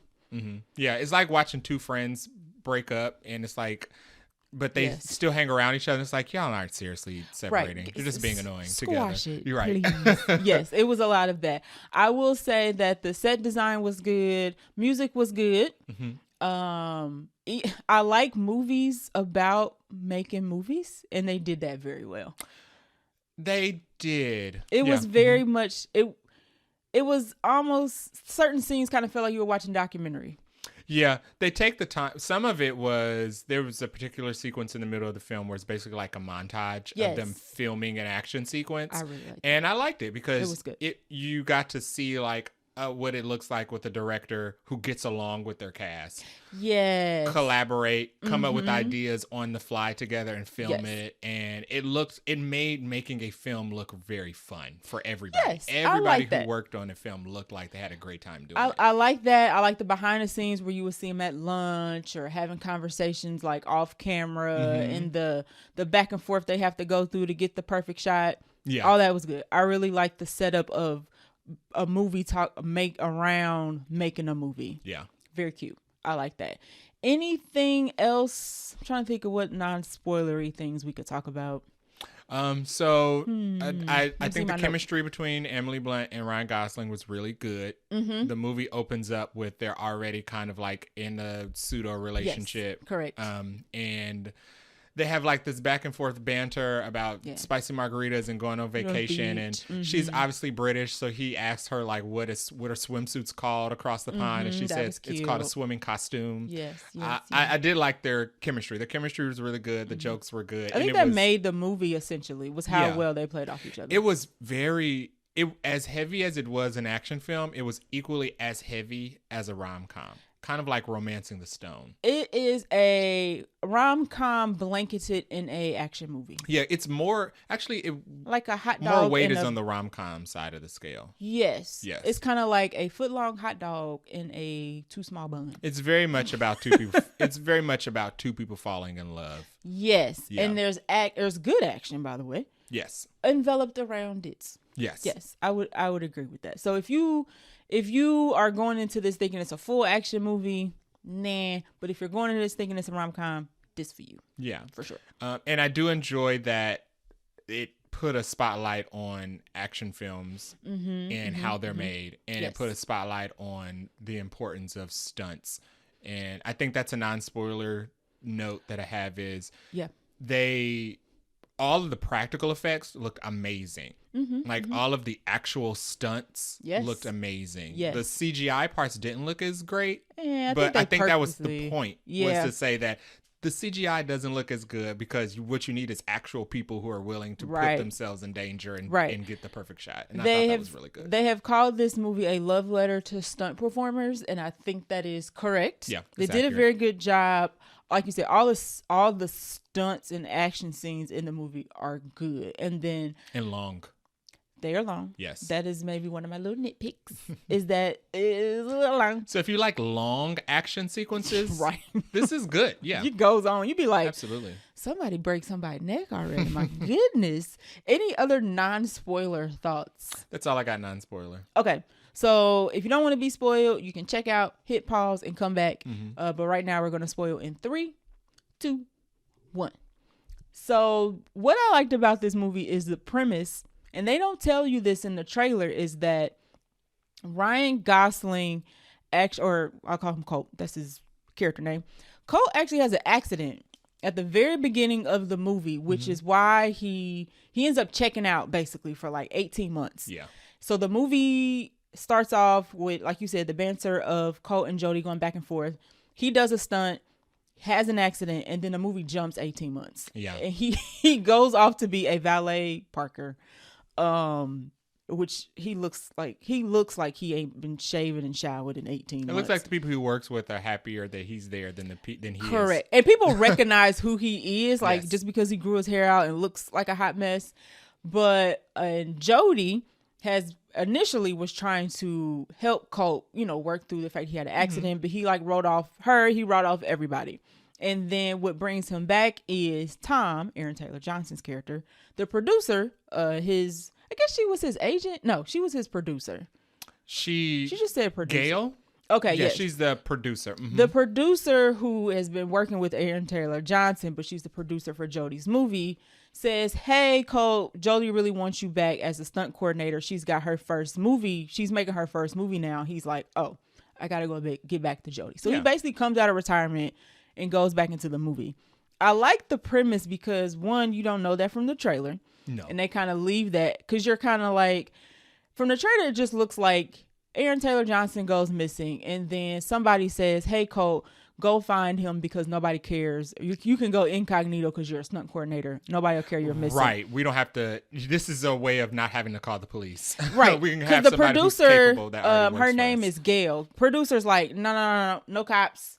I need somebody just to go find him. Mm-hmm. But the fact that he went off the grid was actually, I like the premise of that because it was kind of like, I like that whole bring me out of retirements so I can redeem myself situation. He obviously still cared and liked Jodie and wanted to be with Jodie, so he was willing to do that just for her.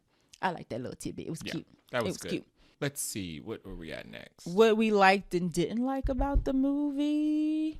Okay, so what I liked about the movie. Mm-hmm. The comedy was pretty good. It was. You had mentioned, which I think was a very good point, that it wasn't like flat out jokes. It was more so just funny conversations that people were having. Right. And because they were having them very awkwardly, but they were like regular conversations. Yes. That's what made it funny. And then some of the scene set up. So there's one scene where Jodie and Colt are talking on the phone, but she is on set. So she's like the movie that she's making is called Metal Storm.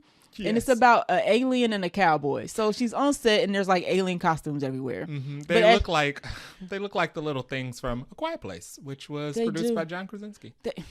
And starred Emily Blunt. Small world. So, but she's talking to Colt while she's on set and she's like trying on the alien costume. So there's one scene where she has an alien glove on, but she's using the glove like it's her normal hand. So she's got her hand resting on her head rested on her hand, like her chin, but she has an alien glove. So there's these long tentacles. Yeah, so it looks like a monster's caressing her face. Exactly, because she's like rubbing her eyebrow, but it's like an alien finger. It just looks really goofy, but it's not a joke. It's just how they set up the scene. And it's funny because she's just having a phone conversation in private. And how many times have you been on the phone in your own house and been doing some goofy that nobody can see, like twirling spoons or something ridiculous? Like, I'm in my own house. Who cares? Exactly. I'm on the phone. Right. And nobody can see me right now. Right. So it's hilarious that she was playing with the props. Yeah, that not only was the characters funny just because that's who the characters were, but just little things like that just made certain things funny. Like there was a fight scene and Winston Duke picks up a prop and he's like, wait a minute, is this machete actually rubber? Right. And he's like, oh God, this ain't gonna work for me. Or Emily Blunt and Ryan Gosling, Colt and Jodie, they're having a conversation in his car, and she's like, "Can you drive me to my car?" And he like drives like 2 meters forward, and her car is parked like right there. Yes. And he's like, and when she gets out, he like blasts Taylor Swift. Right. Because he was blasting Taylor Swift before she showed up and crying. So she knocks on the window. She's like, were you crying? He's like, no, it's jet lag. And you're like, that's not how jet lag. Your whole face is wet, sir. Works. So yeah, characters were funny. Certain scenes, like just the most basic things, like driving her to the car and her car was like 10 feet away was funny. Props being actually not real, funny. Yes. They did very good comedy on this. They did. It was subtle, upfront, subtle, but not like straight up cheesy, jokey, which I liked. So yeah, the fight choreo was good. All of the stunt work was great, which amazing. It needed to be. That was the whole point of the movie. There were, what was my favorite fight? My favorite fight probably would have been in the back of the fake dump truck. Okay. So I'm thinking of my favorite one. there's a scene where Ryan Gosling has to like retrieve a cell phone that's been stolen without getting too heavy into the plot spoilers yet. Right. And well, you can, because technically we're in spoilers. So he's like fighting these henchmen, right? These goons who are trying to get this cell phone. Tom's cell phone. Tom's cell phone. So Tom is missing. The only thing that people have is his cell phone, which his personal assistant constantly Stephanie has. Hsu. Stephanie Hsu. And she's like, whatever is on the cell phone, we need to get it into the hands of good people. Right. So she's about to give it to Colt before some goons show up. Out of nowhere, dressed in as like garbage men. Yes. And they snatch her up, and he has to go on a chase to get her. And quite a long chase. They end up fighting in the back of this like dump truck, and I thought that was really good because they're like racing through the streets. They're doing a lot in that dump truck. Sydney, I think. Yes. Yeah. And like the dump truck is overturned, but still skidding down the road. They like swaying back and forth in this little it's like a sidecar, but it's in the back of the dump truck. And I like the fact that there's a dog involved. Yes. I like the fact that Ryan Gosling's character was a stunt person, so he had enough skills to survive obviously deathly situations, but he wasn't like a trained killer. So when it came to like fighting the goons who are clearly assassins, right, he trained was getting his assassins, butt kicked. Look, he was surviving only because he knew how to like avoid dangerous situations. Right, he knew how to tuck and roll in certain places to where his neck wouldn't get broken, but he was getting his butt. But he wasn't like an agent or anything. He wasn't 007, so for sure. I thought that was good. My favorite fight scene was the one in the club where he was high. So he goes to the producer. Tom's producer says, I need you to go find Tom. He's like, okay. So he gets some places. He ends up in this club.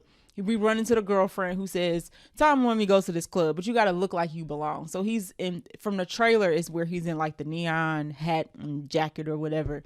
He gets to the club. They order him a Shirley Temple, which I don't know why a Shirley Temple was picked. Another funny line scene.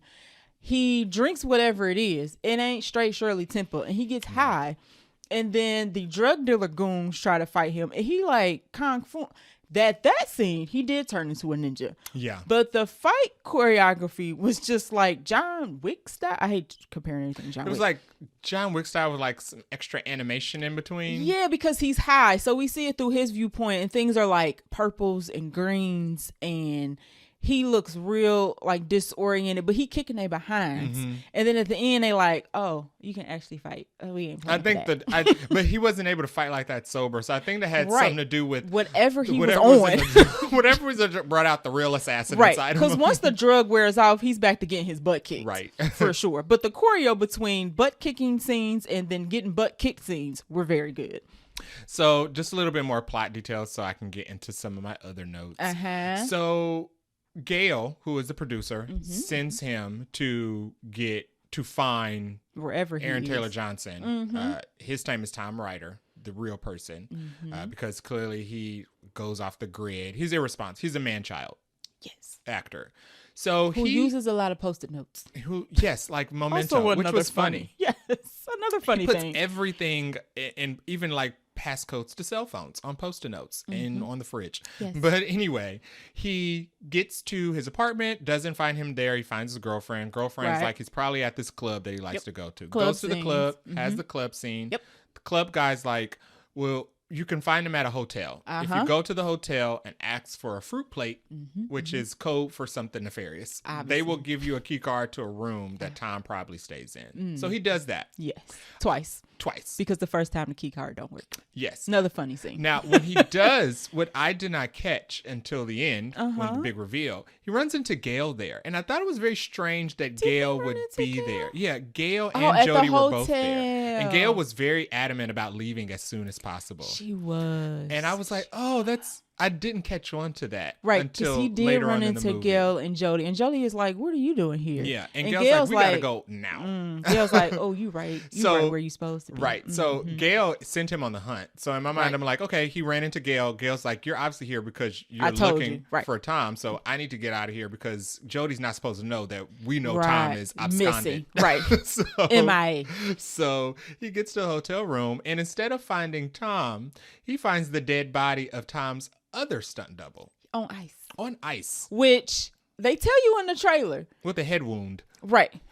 He's very chill, literally. They do show you this scene in the trailer, but you don't connect the I thought dots. it was going to be Aaron Taylor Johnson because the really? scene You goes thought by so? so fast. I thought what it was going to be was that Aaron Taylor Johnson got in some mess. Yes. So whoever he was in mess with killed him. And Ryan Gosling was going to get tied up. I guess for a brief nanosecond, I did think it was going to be. I was like, would they really put Aaron? They do this all the time, put big actors in movies and then they die 30 minutes in. And you're like, well, what the heck? This ain't what I thought this was. Yeah. But it was not. It was, I think his name was Kevin.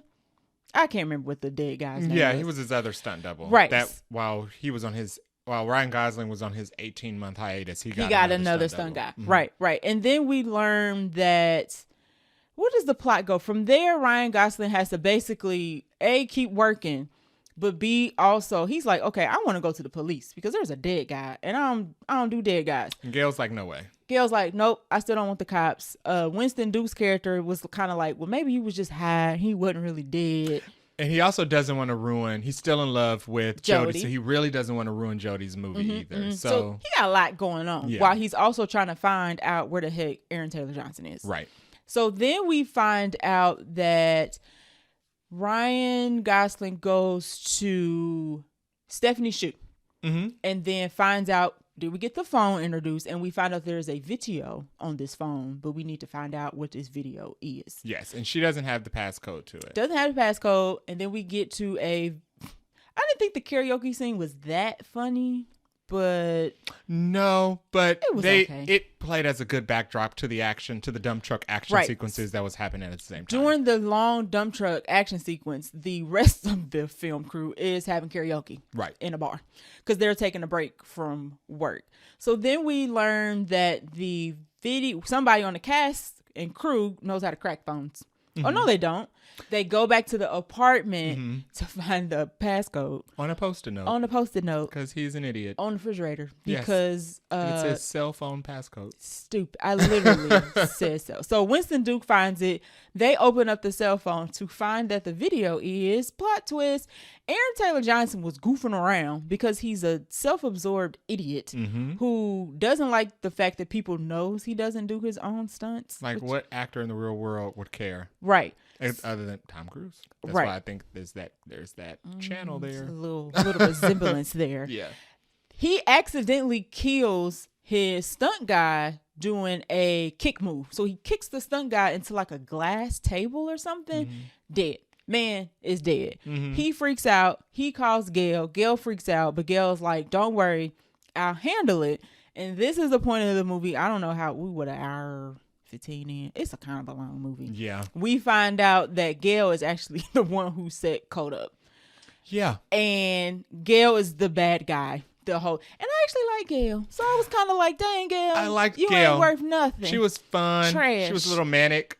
She loved having her little Diet Coke. But she had that whole, I'm a producer and my movie about to be over budget and my star's missing. So like, I need help. So she's frantic and you kind of on Gail's side. Cause you're like, you on Gail's side because Gail wants Jodie's movie to do well. You're on everybody's side except for Aaron Taylor Johnson because he seems like an irresponsible child. And we also don't know where he is. And everybody else seems like actual professionals. Right. And he's like, you got drug dealers. Come to find out the goons that been following, that been popping up are actually Aaron Taylor Johnson's goons. Yeah. Because he wants to, get the phone back and kill anybody who knows about the video.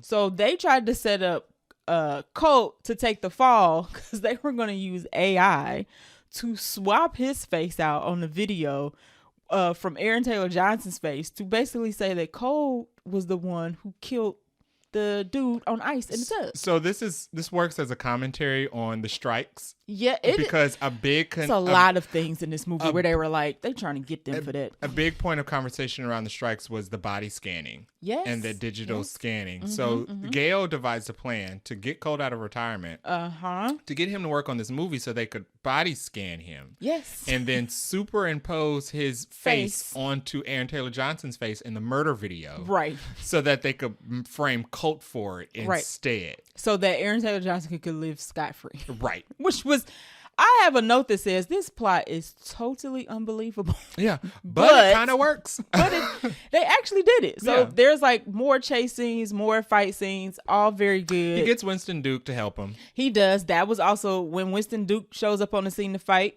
Also very good. Very good action sequences from Winston Duke. Listen, he had his M'Baku going on without the chance, essentially, kicking butt.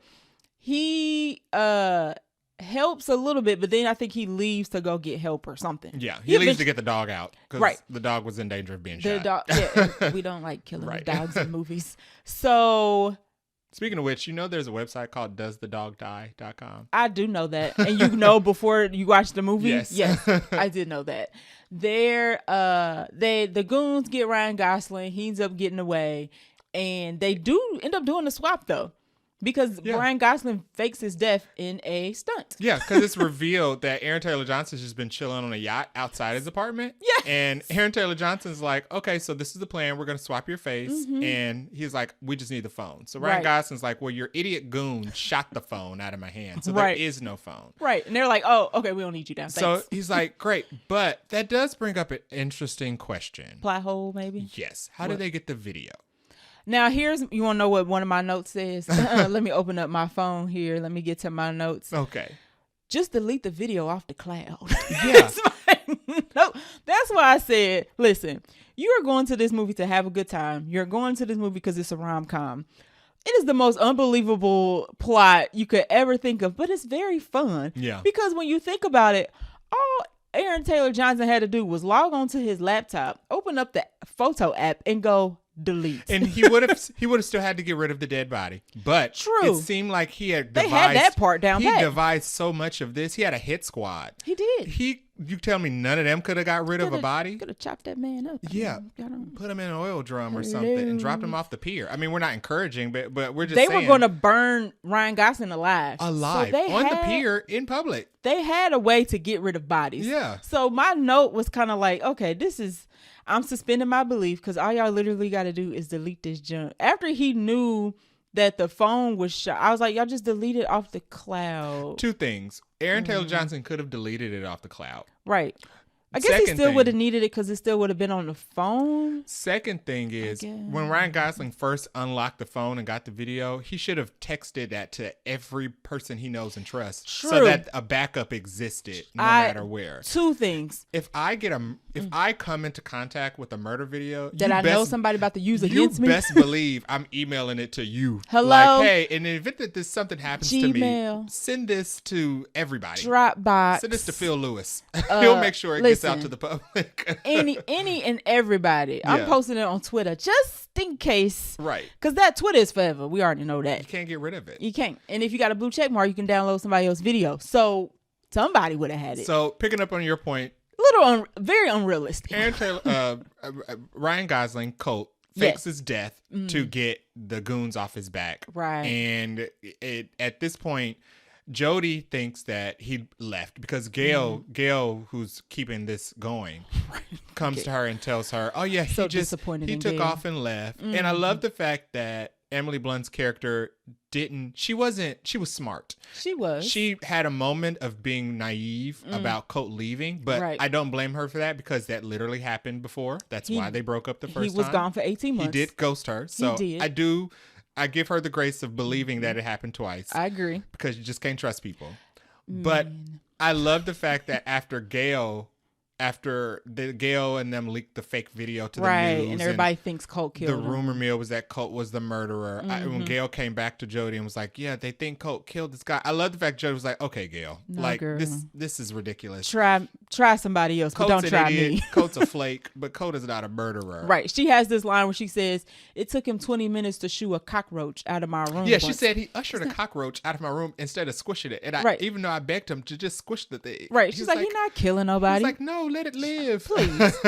Please. Yeah. So I love the fact that she didn't fall for it. She immediately went to, let me find out where Cody is. I hate when they do in the movies where the woman is instantly like, oh no, he must have done it. I loved him, but he was truly a murderer. Like, come on. So they decide to continue making the movie as planned because it's Jodie's dream. But Jodie's like, I'm not convinced Colt's dead. Right. So belief is proven correctly because he does show up. He does. In secret. Another funny scene. So the only people at this point that know Colt is alive is Winston Duke and Jodie. Right. So I don't even know if Winston knew at that point. I think they tell him between scenes. Okay, that's but fair. Jodie knows first. Yes, correct. So he reveals to Jodie that he is still alive, and they're like, "Cool." He gives her the spiel. Right. It's Gail and Aaron Taylor Johnson setting this whole thing up, and she's like, "Great, we're still making my movie." Right. It's kind of like she's kind of like, well, we have to like trap them and turn them in, and Colt's like, we have to do your movie. She's like, yes, that too, but Right. we all, and then Colt is also like, we also want to kick their butts. So there's a lot of agendas going on. they're at like, the let's end. do two birds in one stone. We're Correct. gonna make the movie, Yes. but we're also gonna kick their butts at the same time. Yes, get rid of them, please. So, with the help of Winston Duke and the other stunt performers, they devise a plan to basically get Aaron Taylor Johnson alone to confess, and they're going to use the confession tape. Yes. And that pretty much works. It does. It's a little drawn out, though. I mean, we're summarizing something in like 10 seconds for a scene that takes like 45 minutes. I was going to say, it was at least the last last hour. I think. Maybe not at least 30 minutes. I think we got to the last hour mark part where I feel like he was heading back to the apartment with Winston Duke. Okay, that's fair. Yeah. I can see that. I think that was like the last hour of the movie. The last whole action sequence of them trying to but them trying to get Aaron Taylor Johnson to confess felt a little long. I'm just kind of like, y'all get to it, because after that, they get him to confess on the recording, but then there's a whole scene with Gail because she figures it out and she tries to get the recording. So then we in the whole helicopter fight scene with Gail, Colt, and Tom trying to struggle over getting the recording. I'm just like, we know what's going to happen. At that point, it was like three clowns fighting in a helicopter. Right. Like we know Colt is going to persevere here. So let's just kind of get to it. I thought it was shocking that Gail pulled out a very large revolver. Gail was about that life. What movie producer has a revolver is a strange choice of gun in 2024. She orchestrated the pinning of a murder on an innocent man. Yeah. I ain't putting nothing past Gail at this point. A revolver? Listen, bang, bang, pack them up. That's Gail was just like,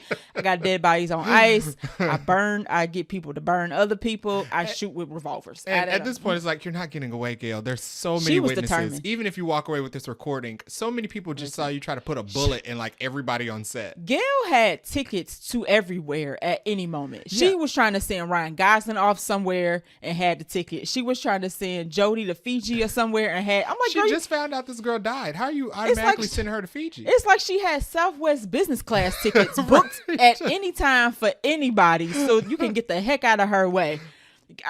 I like Gail. Gail was bad. She had to go.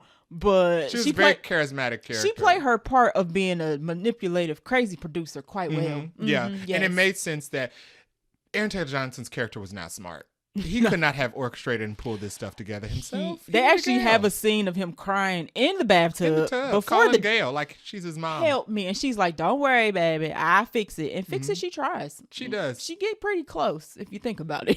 So they get the recording, and they're successful. Yep. And then Colt and Jodie pretty much live happily ever after. Yeah, he starts his own stunt company called Fall Guy Stunts, which was cute. I like that little nod. They continue.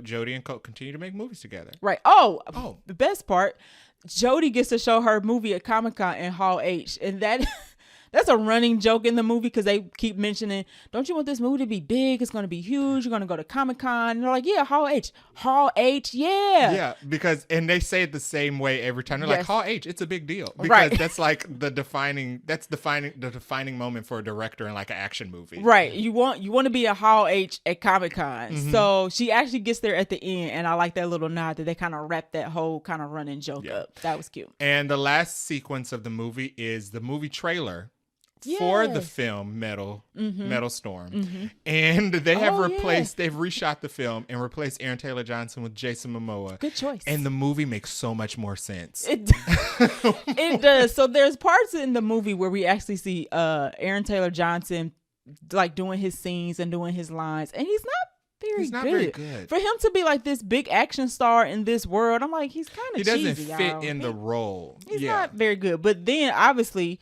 he actually dies at the end of the movie because he accidentally runs into a pyro farm and blows himself up like an idiot. The pyrotechnic field that is set up Stupid. for the explosion sequence is sensitive to radios. So he tries to make a phone call out there. And gets It's blown to blown to pieces. smithereens. As he should, because he killed somebody. Right before he's going to prison. Right. So Gail goes to jail. Alone. By herself. And Aaron Taylor Johnson gets blown to bits.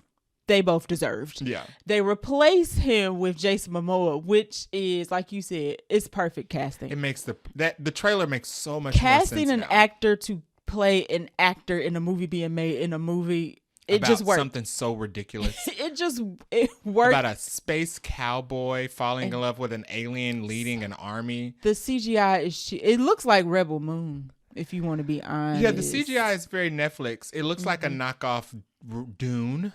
There's Dune-like music They in even this have movie. the Dune theme music playing in the background of the scenes to try to make a parody of Dune in its fandom, which I thought was very funny. And it's the very iconic like Dune yell, as I'll call it. They play it at least twice, and you're like, is that the Dune music in this movie? But it fits this cheesy movie in a movie very perfectly. Yeah, because the movie is obviously a play on Dune. Yes, it's like a play on Dune. It's a couple movies wrapped in one. Maybe like Aliens. Alien versus Cowboys. Something. Oh, that was a movie. Yeah. Yes, that was a movie. It's given very Alien versus Cowboy with a Dune color gradient. Yes. Yeah. And music. So that, I'm surprised, and I told you, I was like, I'm surprised that didn't get spoiled. The Jason Momoa Momoa part got spoiled. Who was in Dune? So the layers nice here. It was a very nice touch to like the end I said, of the movie. the people behind this movie did a great job with everything, from the making it to go the see marketing. it. Y'all just didn't go see it. Yeah, but y'all should though. Are there any other random notes you want to throw in the mix? Let me check out my notes. I have one. Okay. Her monologue on the megaphone is unprofessional, but funny. Oh my god. So funny scene, long scene, but very unprofessional. When Coke returns to acting and he signs on to do Jodie's movie, actually Gail sold it to him that Jodie asked for him personally, but she did not. She actually didn't want him involved in the movie at all, because after he broke his back, he ghosted her for a year, and they were not on good terms. A year and some change, actually. And they were not on good terms. No. And because he was basically the last option that they had for stunt people at the time, Jodie was like, fine. So she used the opportunity to humiliate him by basically telling him over the megaphone while they're filming in front of the cast and crew that the inspiration of the film came from their breakup. And how she's moved on. Yeah, and how the cowboy is so selfish and unprofessional, untrustworthy. But how is this love supposed to work? Right. So, how do they get a happy ending, and why should they try again? And then she says, well, what do you think the cowboy would say in this instance? And he's like, I think I would say I'm sorry. Yeah. She's like, do the singing again. And it's very embarrassing for him, and it's awkward for everybody watching. Yes. I thought it was really good, because even it went on for so long that even like her assistant was like, we've been here all day filming this one scene. I want to wrap this up. Yeah. So I thought that was good. That was a good scene. Other notes I had that I haven't mentioned: no one seemed to care the main actor was missing. Yeah, and is that a thing? It's funny because there was a whole thing, and we didn't talk about this because I don't want to, about The Rock and how he be on set and how he shows up late to what sets and whatnot. I was like, is this like a thing? Yeah, because that's a real thing that happens. Actor Aaron Taylor Johnson is literally not on set for several days, and nobody's kind of like, anybody seen Aaron? And there was so much of the movie that they were able to continue filming without him. So I'm like, how much of this actually especially when it's action films, how much of it actually requires the actor? Yeah, that was interesting. Another note I had was I like that they used the title of the movie in the movie. So there's a couple scenes where somebody actually refers to Colt as the fall guy. So when Aaron Taylor Johnson is about to burn Colt alive, he says, it's okay, nobody miss you. You know, you're the fall guy. You're supposed to take up for me. And he's like, that ain't how that works. So that was a nice little nod in the movie. I like that. Adding to your last note about actors not being on set, I thought it was very interesting when Gail tries to get Jodie to go to Fiji, and she was like, don't worry about it, I'll finish the movie. And I was like, well, do directors no longer necessary to finish filming on a movie? Well, or do they just need camera operators now? I don't think that's a thing. I think, well, that was a thing where they were trying to make a big deal about Nia Acosta But that was after the movie was over. Yeah. That was during editing. I don't think directors leave mid-movies. Yeah, I was like, not the good movies. Leave during the filming of films? Gail was being Gail, and we already know Gail, a shady killer. So, Another note I have is that unicorn is a jump scare. I like the unicorn. I liked it, but it was a jump scare because it would just pop up in scenes or in the background of scenes you didn't expect them to. Yeah, so while Ryan is high, he sees a unicorn. And the guy tells him, when you stop seeing the unicorn, you're good. Right, because Ryan is like, when does this drug wear off? I'm trying to find somebody who is missing and I cannot function because I am high. I'm zooted to the moon. And the guy's like, unicorns, that's your cue. So we see a unicorn for a little bit in the movie. And it's very nice looking, though. My last note is that I like that Emily Blunt's character was like a totally sane version of Michael Bay. Okay. Because she's very clearly a Michael Bay-esque director. But she like looks a little bit like a Michael Bay-esque character. Okay. And she acts like one, but just not crazy. Right. Like Michael Bay is kind of like super energetic, and they call it Bayos when he's on set because it's not just chaos, it's Michael Bayos. That's funny. But she seems like a Michael Bay that like really enjoys and is really passionate about making ridiculous action movies, but she's not like totally out there. Right. I liked her. Like she definitely she was stern. But because one of her assistants or whatever suggests she changed her script to something, and she was like, "That's a great idea, but it's horrible. I'm not doing that. Go away from me." But I liked her director. What do you want to call it? Portrayal. And she stays so calm, even though things around her. The movie was clearly not going. Not the movie was turning out bad, but there were things that were happening on set that weren't good, like. She wanted to do a one take of an explosion, but they kept accidentally setting off the explosives before they were filming. Right. Or the camera rig got broken when the sand was too soft.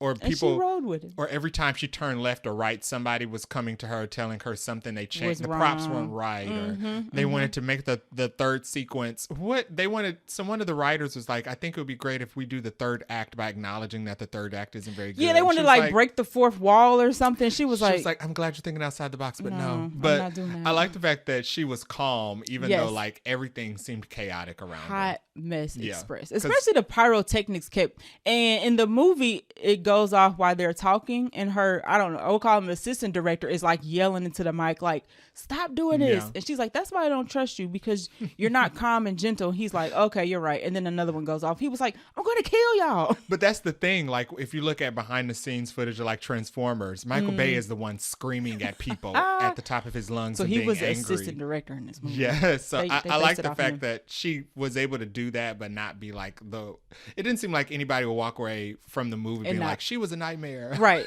They would be back for Metal Storm 2. Yes, everybody would come back for Metal Storm 2. Okay, and then one of the last notes I had is he's very resourceful, and I'm talking about he as in cults. Okay. Because even though, like you said, he wasn't a trained assassin, he hold his own pretty good. I mean, he get his butt kicked every now and then, but when he needs to like escape danger, he found a way. A very good example was him using that prop gun and making people think it was real. Yes. So he only had a prop gun against the hitmen who had real guns. But whenever he would fire, they would move out of the way and run. And I loved it because they thought it was a real gun. The funny scene was when the assassin goon realized it wasn't, because he's like blasting away at Ryan Gosling. Ryan Gosling's just jogging up the stairs like he's just like running away. This ain't how this works. So then he pulls the bullets out and realizes they're blanks. I was like, see? Smart. Yeah, I don't know how far Winston Duke got with his rubber hatchet. He was pretty much just slamming everybody. He was throwing woman balls up in the kitchen. I love that scene, but I loved it. Yeah. One of the goons was a woman, and typically you don't want to see a man beating up a woman, but he was taking her out, and I was quite enjoying it. Yes, he was roadhousing her around, and she was a professional stunt woman. She was, and she was an assassin at this point. But she got a spotlight. She got a spotlight in the end reel. Yes, of them actually filming her sequences, and she was actually taking the hits and getting thrown around. I thought that was pretty incredible. The one of my notes says I like the end credits. So the end credits, they show like typical words, but on the other, it's a split screen. The other half of the screen is them showing the actual stunt people in the movie as they're doing different scenes in the movie. It was like a behind the scenes look, basically. Yeah, like instead of doing a gag reel, it was like a stunt reel, basically. Yeah. And they be getting told. I mean, they be throwing them people around, kicking, punching, getting hit by cars. I was like, I even winced a couple times, like, oh, is he okay? Like, they actually roll down these hills and do these car barrel rolls and get thrown through glass. And actually in the car. And breakaway bottles, and it's real. Yeah. So, they be, I mean. And it looked good. The movie, the stunt work in this movie looked good. Like, practical effects. Yes. Agree. Are unmatched. Agree. Okay, so what would we change if we could? I would shorten it. Yeah, about 30 minutes. This would have been a great hour and 45 minute to the max film. I was starting to get a little restless towards the last like 20 minutes or so. The longer parts were just the dialogue heavy parts. Yeah, some of the action scenes went just kill him, please. Yeah. Come on.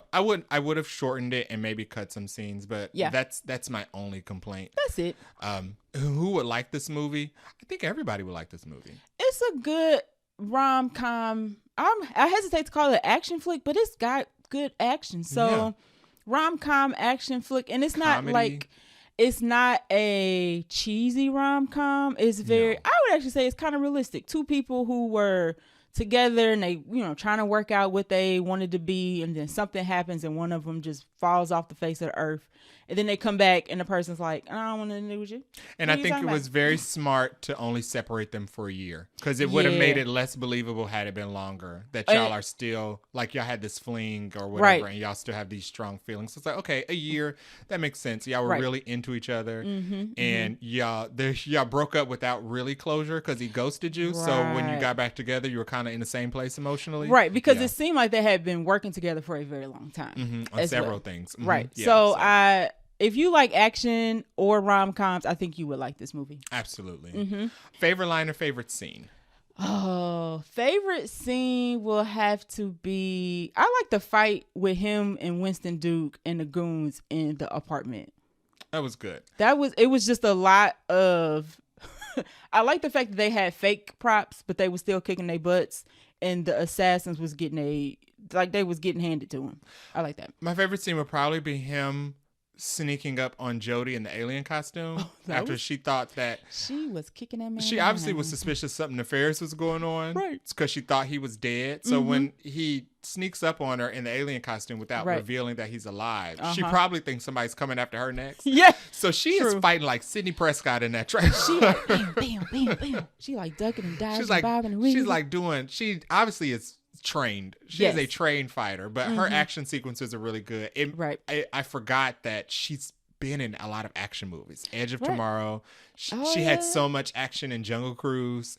I forgot that she does action really well. So she was landing into that alien before she knew it was She was going to kill him. Like, she had the whole, like, she stabbed him with a pen. She was going to Black Widow him because she put the cord around his neck and she was going to strangle him. Yeah. That was good. I'm trying to think of a line. I don't know. It had a lot of funny, like, quippy lines. So I don't think I have a favorite, but there was a lot of, like, good one-liner comedy scenes in this. For me, the liner would probably be the Hall H. Them constantly saying, Hall H, it's a big deal. Yes. Another favorite scene was the one where she knocked on the window while he was crying in the car. Because she was like, what are you doing out here? And she startled him. Right. Because he's like walking down memory lane of when they used to be together, and he's like tearing up. I mean, he like full on crying, almost boo-hooing. And she knocked on the window like, are you crying? What are you doing? Why are you sitting out here? And then she's like, can I come sit? And he's like, sure. Yeah, I'm good. Don't worry about it. Yeah, I like that. Final words about the movie and our rating. Go see it. It is a fun flick. I think it looks good on the big screen. Oh, absolutely. So I would say worth the theater. I would give it 4.5 Nicole Kidmans. I would give it 4.5 Nicole Kidmans too. I will remove half of Nicole Kidman because of time. I don't think it needed to be as long. But that's my only criticism. That's good for me. Yeah. I was going to say, what else? I would take it a half off for time. Yeah. Yeah, that was pretty much. I think if it was like right in that under 2 hour mark, I wouldn't have been so restless at the end. Yeah, so definitely worth the theater. 4.5 Nicole Kidmans out of 5. And I will probably look at this again once it comes to streaming. I would watch it on TV for sure. Absolutely. Yes. Yep. All right. So do we have any final words about The Fall Guy? Go see The Fall Guy. Yay. Okay, so that is our review of The Fall Guy. What are we seeing next week? It is Kingdom of the Planet of the Apes. We have a cousin who is very happy about that. She is. And I think she actually going to be out of town, so we ain't going to be able to see it all together. But I know she can't wait for our review to come out. Hopefully we love it. If not, she might disown us. So, yeah, we're excited about seeing Kingdom of the Planet of the Apes. Like we say, all the Planet of the Apes movies are like smash hits. Yeah. They all make I don't know if I love them all, but I want to go back and rewatch the first one because the first Which one was first good. one? The OG first one? James Franco one. Okay. Because I totally forgot about the whole plot line about the whole reason he created the serum was because his dad had Alzheimer's. Oh, of course. It always starts And off I totally with forgot about that. And the CGI does not look as great now. Looking back on it, but it was revolutionary for its time. So yeah, and Andy Serkis. So right. Yeah. Who the director of this one said that Andy Serkis and Matt Reeves were very much like supportive of him doing this movie. So that's always Andy good. Serkis loves these movies. Yeah, that's always good. So we're excited about seeing Kingdom of the Planet of the Apes next week. Thanks for listening. If you like our podcast, please share it. You can leave us a review on Apple Podcast or on our website, www.vaguelynerdypodcast.com, where you can also leave us a voice message that we can play on the show if it's good. Better be good. You can follow us on Twitter at VaguelyNerdyPod or IG at VaguelyNerdyPodcast, and you can reach us at VaguelyNerdyPodcast@gmail.com. Also, if you're listening to our podcast, you can also watch our podcast on YouTube in animated form. So if you like YouTube and you like watching animated stuff and seeing how much funnier we are when you can see facial reactions. We are hilarious. Hilarious. You can find us on YouTube at Vaguely Nerdy Podcast. Awesome. Until next time. Bye. Peace.